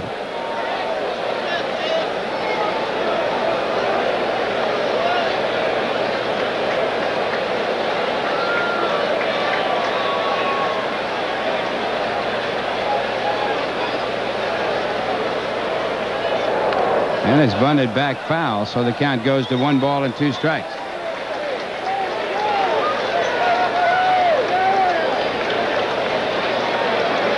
What's that song, Little Things Mean a Lot?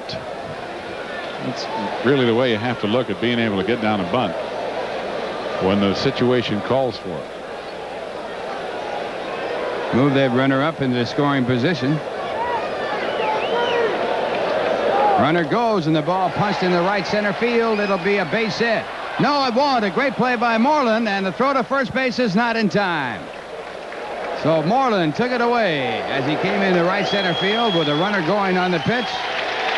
And Santana's out. Well, Keith used to run down ball carriers when he was a defensive back at the University of Texas, and boy, he ran this one down. A dying shot that he just got before it hit the ground. The base runner, Reynolds, was already 3/4 of the way to second base and really had to scamper back. And here's Rusty. Rusty hitting .250 with no home runs and 2 RBIs.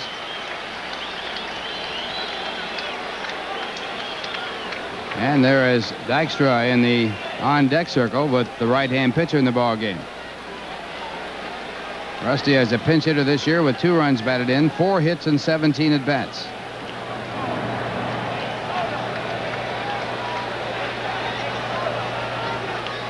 And he hits it into left center field. Coming over is Davey Lopes, also there, the center fielder. Darren Jackson, but Lopes reaches up and makes the catch. Once again, Reynolds back to first base. Well, this is a very near collision here. As you see, Darren Jackson did not see Lopes at all. He was ready to catch the ball. Davey took it right away from him. So Dykstra, the bat in place of Mookie Wilson, who was 1 for 3 in today's game. Dykstra in last night's ball game was 0 for 3 with a walk. Hitting at .313 for the Mets. He has 1 home run, 3 runs batted in. He's had 5 hits and 16 times up in the majors. And this one grounded out to the shortstop, Chris Spire, who has it to throw to second base for the force play.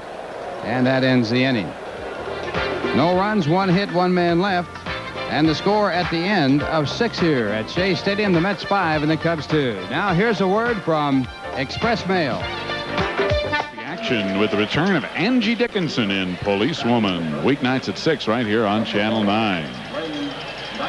New pitcher in the ball game, and it is Roger McDowell. Also in the ball game, Len Dykstra playing center field for Mookie Wilson after Dykstra pinch hit for him, making the last out of the inning. And here is Roger making his return. 5-1 on the year with a 2.62 ERA. His 18th appearance. He's picked up 3 saves. He's worked 44 2/3 innings, walked 13, struck out 29. And Roger greeted with a well-deserved nice hand. Coming in relief of Sid Fernandez as we go to the 7th inning. And coming in relief of Ralph Kiner in the booth is Tim McCarver. All right, Steve, thank you very much. I, like you, just received one of the thrills of my life, sitting and chatting with President Nixon. He is some kind of fan. Oh, man. Loves the game. And the batter for the Chicago Cubs to lead it off here in the 7th inning with the Mets up 5-2. Chris Spire. Whoa, what a performance by Fernandez today. Striking out 10, his career high. Prior to that, he had struck out 9 Phillies in his first performance this year. Roger McDowell high with the first pitch, and you'll wonder if that may be a problem with Roger since he hasn't pitched in some 3 weeks.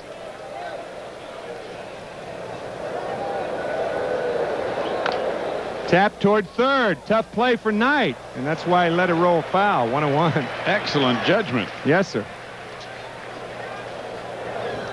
Fernandez, incidentally, not only struck out his career high of 10, he did it in 6 innings. Here's Ray. He knows he has no chance, so it's his only play, and it is the proper one under the circumstances. It has been 13 days since Roger McDowell has been out there. He hurt his ankle on the 7th of June against the Cardinals, picking up a no decision. That inevitable bubble that he blows while he pitches. I've seen before, after, and all that, but he does it while he's pitching. Maybe that's a distraction to the hitter. I don't know. Might be. Not nearly as much as that sinker, though. That's a major distraction. 2-1. Well, this one way out of the strike zone, so 3-1. And understandably, McDowell a little shaky here in his first outing in a couple of weeks. Well, I think it's a good move on the part of Davy Johnson to go to him in this situation rather than wait until the game is on the line to bring him in and let him get his rhythm back. That's true. Got a 3-run lead. Sid's pitched great, thrown a lot of pitches as he always does. And Sid has shown a propensity to tire a little bit, and it is a warm day, so this is a good opportunity to get McDowell back in there and see how he's doing. Fly ball to center field. Dykstra back. Nice play. Lynn Dykstra makes a nice play on Chris Spire, who is really swinging the bat well. That ball carried a lot more than Lenny thought it was going to. He had to turn on the afterburners about halfway there, but he had plenty of room as he catches it just before he gets to the warning track. And he has shown in his brief couple of stints here in the big leagues that he can go get the ball in the outfield. And the batter is going to be Steve Lake, the catcher for the Cubs. Steve 0 for 2 and looking for his first hit against the Mets. He's 0 for 8 this year. Mets trying to sweep the Cubs. They've won 3 and 5-2 leaders in this game. 0-1.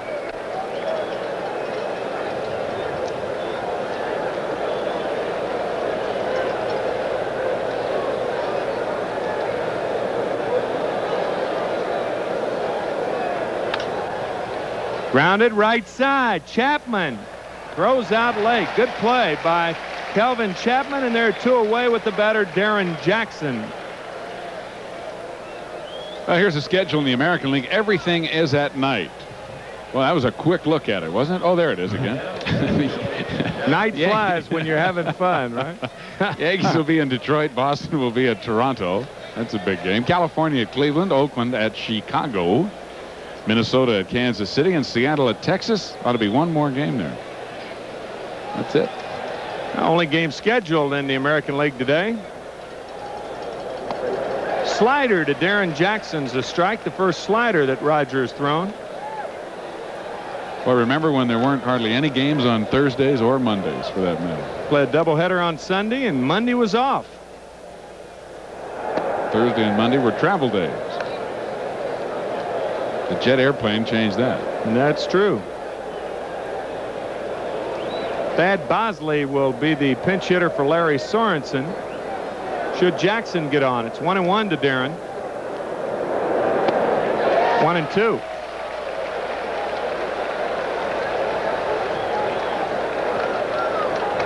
Walt Brewstar, or I should say Warren Brewstar, warming up. I should have said it. Why didn't I say it? You can't be everywhere. That's true. Well, strike 3 on a disputed call by Jackson. First strikeout for McDowell as the Cubs go in order. McDowell has now pitched 28 innings, 28 and a third, and allowed only 1 earned run. Go to the bottom of the 7th with the Mets leading 5-2. A box of Garcia Vega cigars, 2 seats to a Mets home game, a Mets Garcia Vega lighter, and an autographed baseball. To enter, send in the Garcia Vega Grand Slam entry blanks available where you buy cigars, or send us a postcard with your name, address, and phone number. Just send them to Grand Slam, Shea Stadium, Flushing, New York, 11368. Entrants must be 18 or older and cannot be employees of the Mets, General Cigar, its agency, or WOR-TV.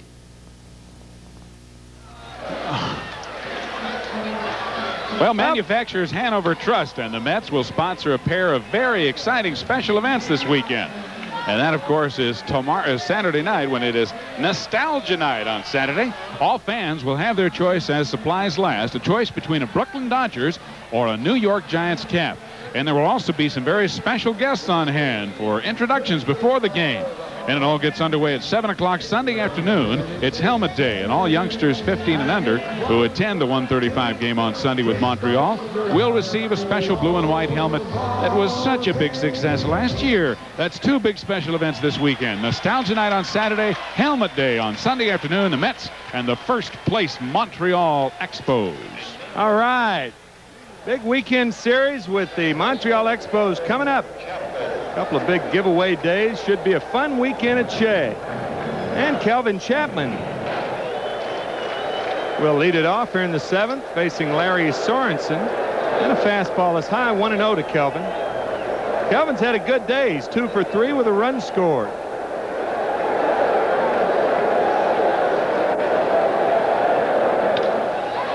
Fly ball left field and playable. Lopes. The glass is down. 1 away here in the 7th inning, and the batter Ray Knight. Did you say Lopes back on Lopes.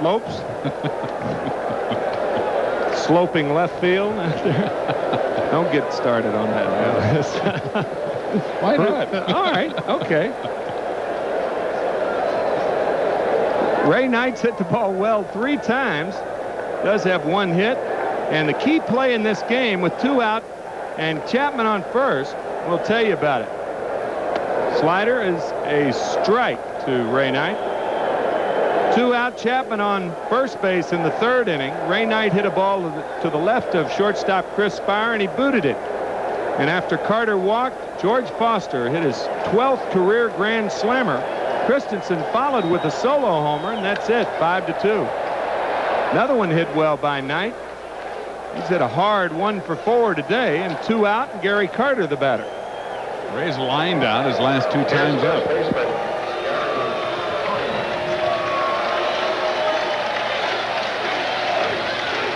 Carter 0 for 2 on the afternoon.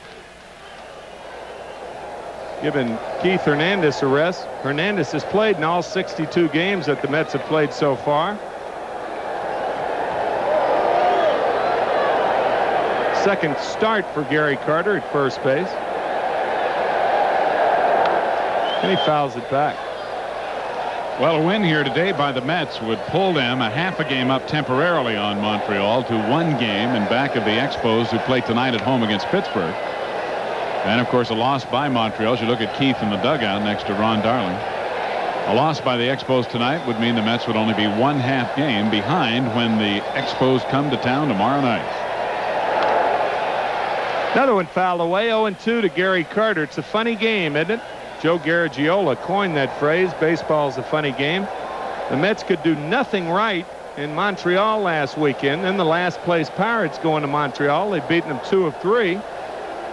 And they have Jose De Leon going, I believe, tonight. Hard luck, Jose. Yeah. Everybody wants him, but he's won, what, 1 game? 3 games? Slider gets Carter, right? First strikeout for Sorensen as the Mets go in order here in the 7th. And after 7, it's 5-2, New York. We'll go into the 8th right after this word from Busch Beer. Strains of the Curly Shuffle. I'll tell you that weeknights at 8:30, Wayne Rogers and Lynn Redgrave will star in the comedy hit House Calls. That immediately follows News 9 prime time at 8 o'clock right here on Channel 9. And we'd like to correct something we said last inning that I said. When you make a mistake, it's we. That's correct. I'm in here with you all the way, guy. Rick Rhoden is starting for Pittsburgh against Montreal's Dan Schatzeder tonight, and not Jose De Leon, as De Leon lost his 9th game last night against 2 wins. 2-9. We had his wins surrounded there. Thad Bosley, the pinch hitter for pitcher Larry Sorensen, and he whiffs at the first fastball. Warren Brewstar warming for the Chicago Cubs. Bosley batting .210 on the year, no home runs, 4 RBIs. Line drive right at Chapman. He hit it hard, but Chapman was there. 1 out.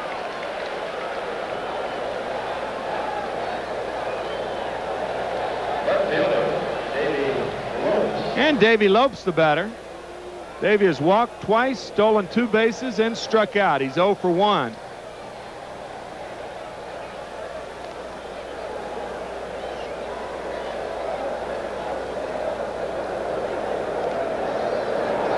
that bubble, the inevitable bubble from Roger McDowell. And Lopes grounds out to second.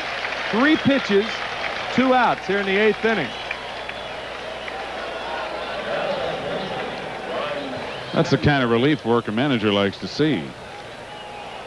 McDowell has retired 5 in a row since coming in relief of Sid Fernandez, who struck out 10, walked 2, and gave up 5 hits.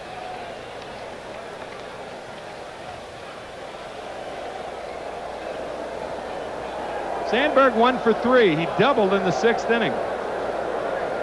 Boy, at this time last year, Sandberg's name was all over the National League offensive statistical categories. And you can't find him hardly at all this year. The only place he shows up is tied for 6th in stolen bases with 19.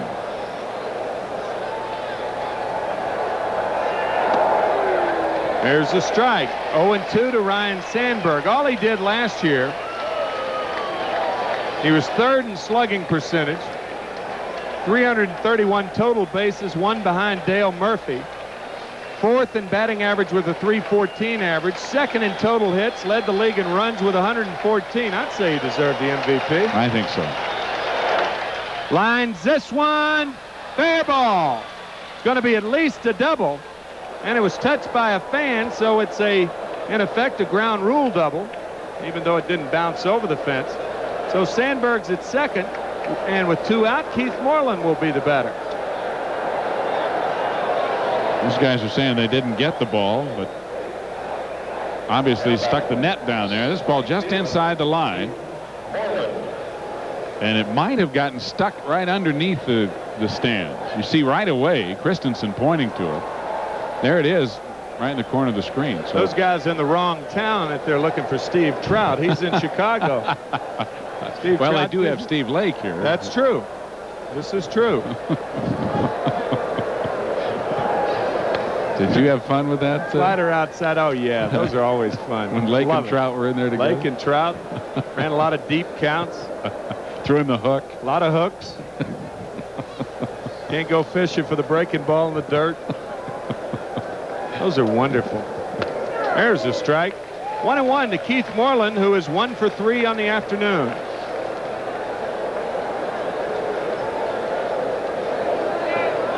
Five to 2, New York leads. Mets have 9 hits. The Cubs now with 6. Sandberg at second, 2 out. Top of the 8th inning. Grounded, foul down the third base line. 1-2. Yeah, if you can't catch it, knock it down. Total of 39,016 in the house today and 37,203 paid. So the Mets total for the year now, 1,035,729. And the total for this series, the 4 games, paid 172,292. That's the biggest drawing home series in Mets history. Man, stacking them up. Line drive, base hit, right center field. Sandberg will score. It's now a 5-3 ball game, and Keith Moreland once again with 2 strikes, going the other way. And going the other way successfully. Moreland just continues to eat up the Mets pitching throughout his career. He picks up his 2nd RBI base hit to right field in this game, and they both came with 2 strikes. If Chapman were an inch taller, he might have had that in the webbing of his glove. But Moreland just does it more often than not. Now Mel Stottlemyre out to talk to Roger McDowell. He's gotten a couple of balls up. A couple of opposite field rockets, one by Sandberg and the other by Keith Moreland. That means Ron Shea is the tying run. He represents the tying run. He's 1 for 3. He's twice K'd. And he singled and scored a run. Jesse Orosco warming for the Mets.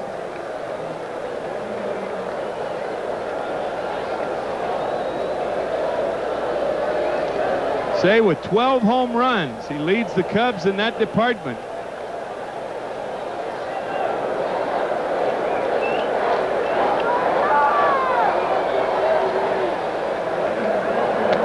Swing and a miss at a sinker.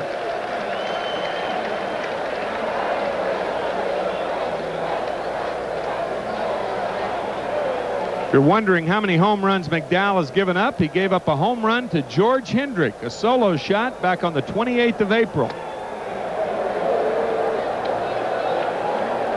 1-1 to Shea.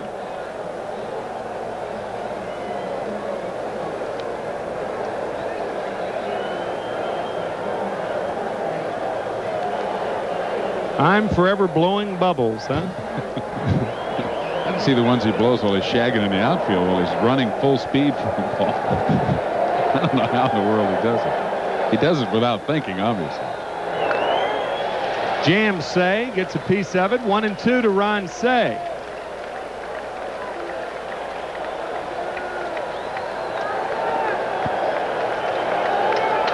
That's the difference between a guy like Shea and a guy like Keith Moreland. Moreland will give himself up and go the other way with 2 strikes, become a defensive hitter.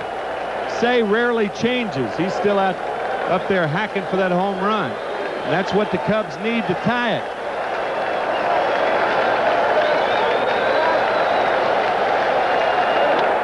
Pops this one up. Foster broke back. Santana, tough play. And he makes it. Good play, Rafael Santana.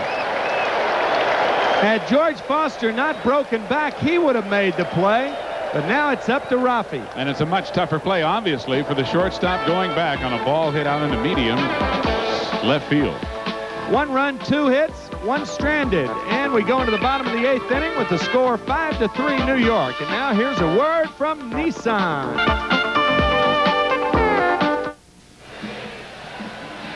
Well, we talked a little bit about Roger McDowell and his bubble blowing. Watch here as he's delivering the pitch to Ron Shea. See the bubble? Kind of like Alfred E. Newman. What, me worry? What? Hey. There he is. Out of Cincinnati, Ohio. If they ever have another bubble gum blowing contest, we got to enter Roger. Oh, yeah. Yeah, he's had a lot of practice. Guy out of Napa, California is now the pitcher for the Cubs, Warren Brewstar. He's 1-1, a 4.84 ERA, a 17th ball game this year. Walked 14 and struck out 9, Steve. And George Foster will be the first batter to face him. George with the grand slam home run back in the 3rd inning. It came with 2 out after Chris Spire's error. Foster's 12th career grand slam. 5-3, the Mets lead it, bottom of the 8th inning.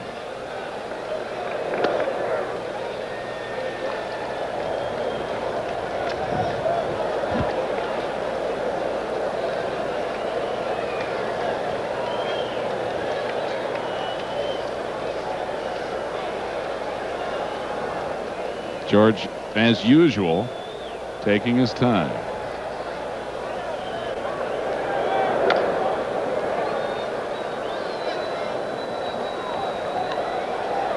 Oh, 2 now as Bud Harrelson retrieves it. Buddy will be involved in that honoring of the Dream Week participants tomorrow night, as he was one of the coaches. In fact, his club won the championship against the club that was coached by Wayne Garrett and myself, as Foster struck out of there. You mentioned Foster's 12 grand slammers. He is the leading grand slam hitter in the National League. Dave Kingman has 14, but 3 were last year with the Oakland A's. So that 1 is what moved George into the first place in the National League. That's right. Among active players, correct. John Christensen, who homered, takes a strike. Christensen 1 for 3. He's popped out in foul territory to Durham and flying to shallow left. On the left of your screen, the left-hander Tom Gorman and Doug Sisk, the right-hander. 1 ball, 1 strike.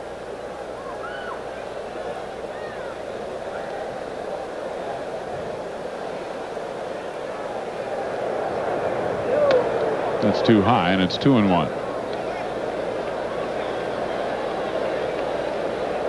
President Nixon, who is here today, is following the career of John Christensen very closely, since they are from the same part of the country.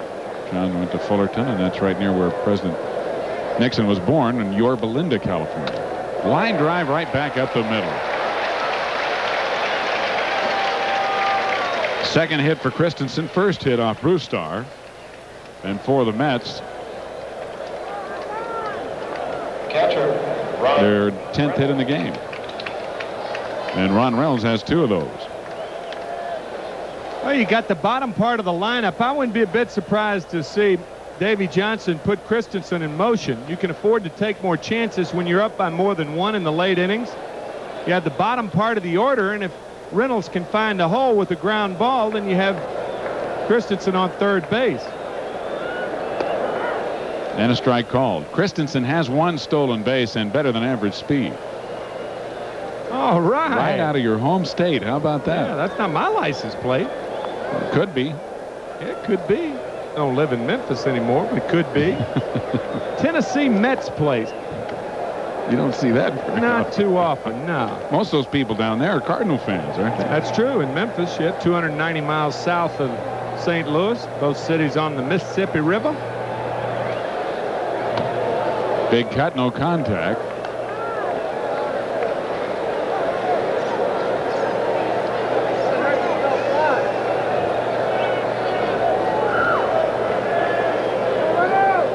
Ron Reynolds in there for Gary Carter, who's playing first base. Ronnie with a double and a single in 3 trips. 1 out, Christensen at first. And it's 2-2.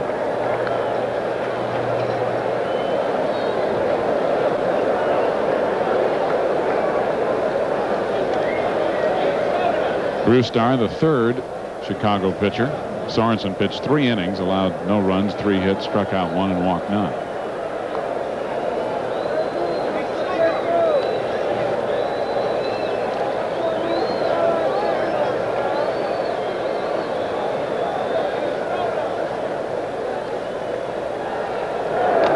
In the dirt.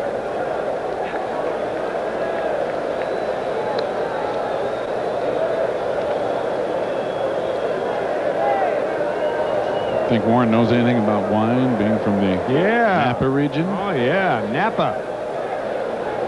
The city of Napa as opposed to the valley. It's the gateway to the Napa Valley. Little tiny town. I think it's located in Rutherford County, I believe. Grape country. That's great country, too. Great grapes. Yes, sir. And Christensen's going. The pitch is swung on and missed. And the throw is in time. So a strikeout, throw out, double play as Lake gets rid of the ball very quickly. And Christensen's caught stealing. The Mets are 0 for 2. Steve Lake is very efficient behind the plate. Look at that quick throw on a tough play. And a nice tag by Ryan Sandberg. Good throw by Lake. Very impressive arm that young man has. 2 strikeouts in the inning for Warren Brewstar. And it's still 5-3 New York at the end of 8 innings.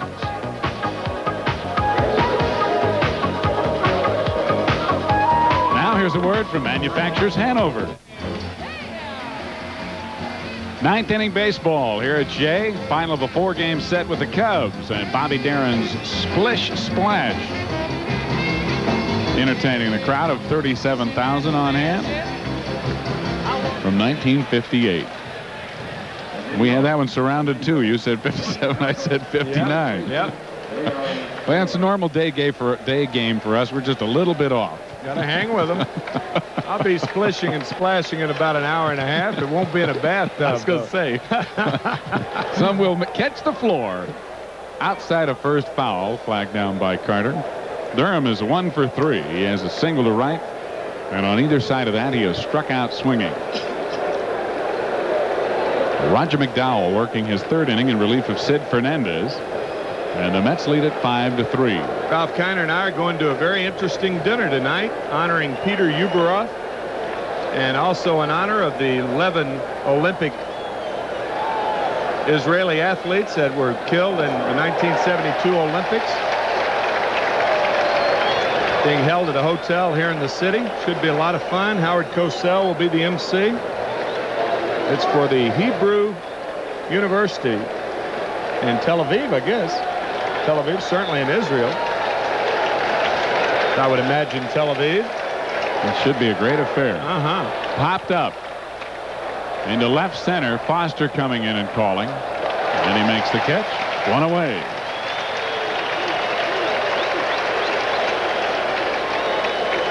So McDowell, who was touched for a run in the 8th inning on a double and an RBI single by Keith Moreland, gets the first out here. And this copyrighted telecast presented by authority of the New York Mets and WOR-TV. It is intended solely for the private non-commercial use of our audience in any publication, reproduction, retransmission, or other use of the pictures, descriptions, and accounts of this game without the express written consent of the New York Mets and WOR-TV is prohibited. 1 out and nobody on in the 9th for Chris Spire, who pops it back out of play. Spire's 1 for 2. He had a single, an infield single, and a stolen base in the 2nd. He drove in a run with a sacrifice fly to left in the 4th, and he fly deep to center field in the 7th inning when Lenny Dykstra made a nice catch. And there's Richie Hebner, the hacker, on deck. And back at you tomorrow night, 8 o'clock game time, New York time, of course. First game of a 3-game series against the Montreal Expos, who are in first place. 1-1 to Spire. 7:35 game time on Saturday. We'll be on the air at 7:30, and then a 1:35 contest. And the Mets hit the road for Chicago and St. Louis. The big 3-game weekend series with the first place Expos to close out the homestand. There's a base hit into the gap in left center. Dykstra over, Foster over, and neither of them cut the ball off. Spire in at second base with a double with 1 out here in the 9th inning, and the Mets holding on to a 2-run lead. Spire and Gary Carter, former teammates, talking about it. McDowell got this ball up a little bit, and then it stayed down. Dykstra trying to get it. George can't come up with it. And it's going to be a double for Chris Spire, and he has really swung the bat well. He's 2 for 3 on the afternoon and been hitting the ball very well. And now you got a problem. McDowell, to be successful, has to throw the ball down, and you got a dead low ball hitter here. One of the best around, boy. You give him a pitch in his area, and he rarely misses it. I would be guarding the line right now. Carter's off the line. Hebner, pull hitter. And that's outside. No, it caught the corner. Richie not thrilled. Hebner hitting .256. He is 6 for 20 with 5 RBIs as a pinch hitter. Hebner thought it was outside, and he may have had a point. But McDowell got the call. There's one down and in, but too low.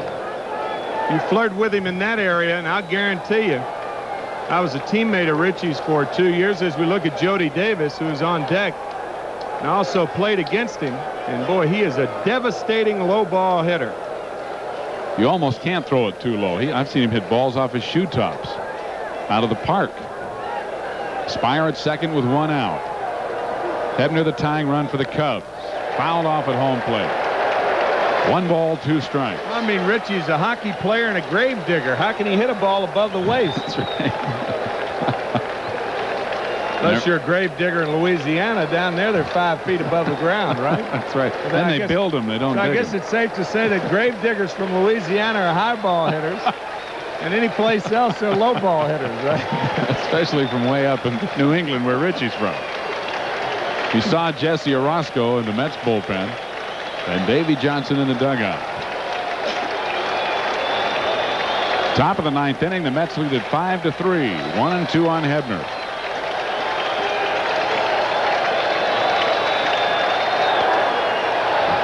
Two and 2.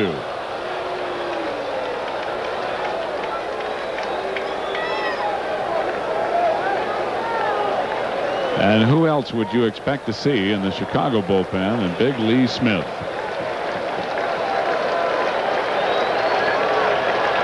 Two and 2 to the hacker.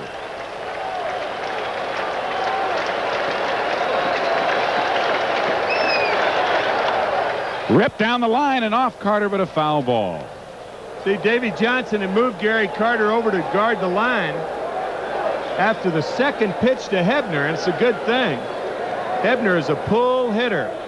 See, he's shaking his head. He's acknowledging that right now. Let's staying on top of things, Gary. Gary only played first base 20-some times last year, the most ever in his career. This is only the 2nd time this year that he's been there. You can see he's also deep in addition to near the line. Still 2 and 2, 1 out.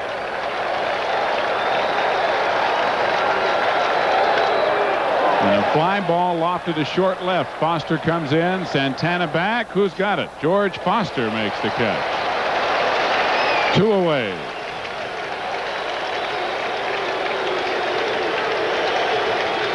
Well, what should have been an easy play becomes an exciting play, doesn't it, George?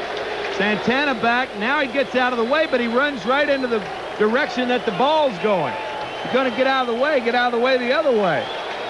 The safest way is to run back toward the infield. Yeah, but sometimes it's tough to stop and then get your momentum back. That's true. Here's Jody Davis to pinch hit. And Gary Matthews is on deck. Davis pinch hitting for Darren Jackson. Matthews just activated today. And Jody, remember, has been under the weather with some kind of a virus or flu bug. Davis hitting .262, 6 homers, 32 RBIs. This is his first official at bat as a pinch hitter this year. 2 out in the ninth. Excuse me, Steve. He does have 6 home runs. And he represents the tying run. Last year he had 19, so he popped the ball out of the park. Called strike 1.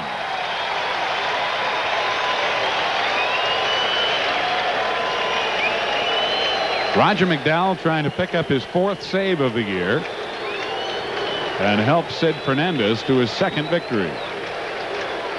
The Mets also looking to sweep 4 in a row from the Cubs. 1 strike to count. Ground ball to short. Santana has it. And the Mets sweep Chicago. The dugout empties as Roger McDowell returns triumphantly from his ankle injury to pick up his 4th save of the year. Sid Fernandez strikes out 10 Chicago Cubs in 6 innings of work to run his record to 2-4.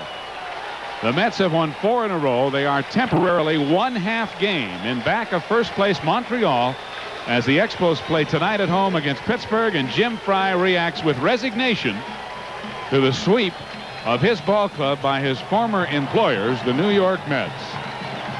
The Mets win it 5-3 in this afternoon's finale. Tim and I will be back to wrap it up. Kiner's Corner will follow. Stay with us here at Shea. The Mets win it 5-3 and sweep. Now here's a word from Busch Beer. From out of the sky comes New York Newsday. They sure have a great sports section. New York Newsday gives you more than the news.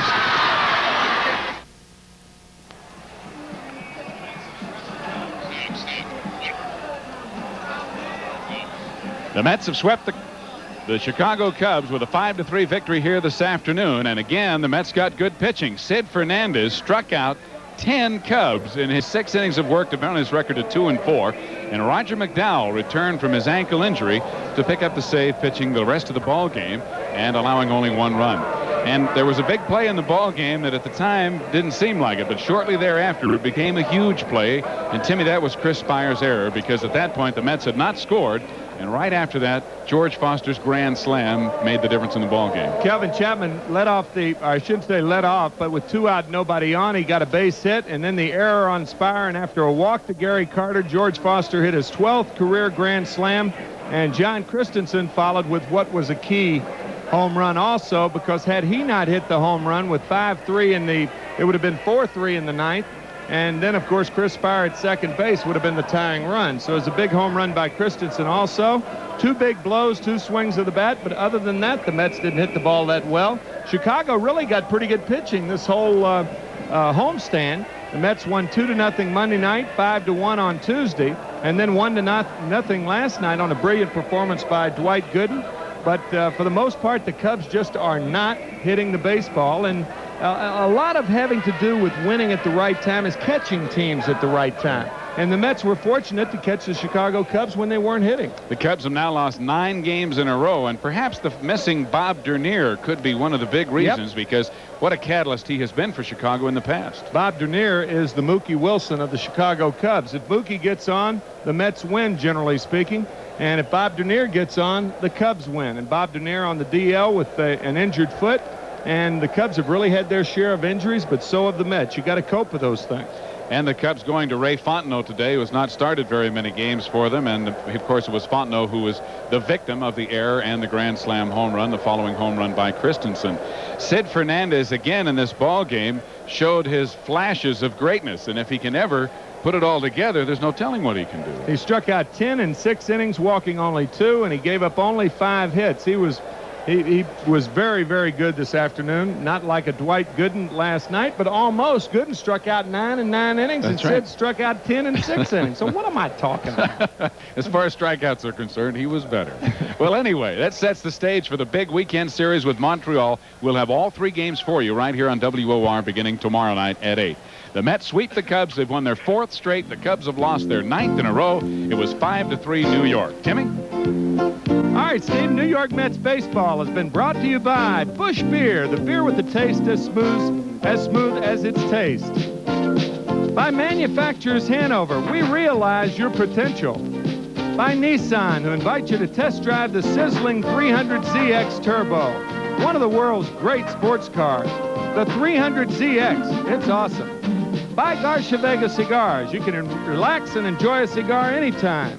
Garcia Vega, still an honest cigar. And by Burger King. Come on in and try the big beefy taste of Burger King's new Whopper sandwich.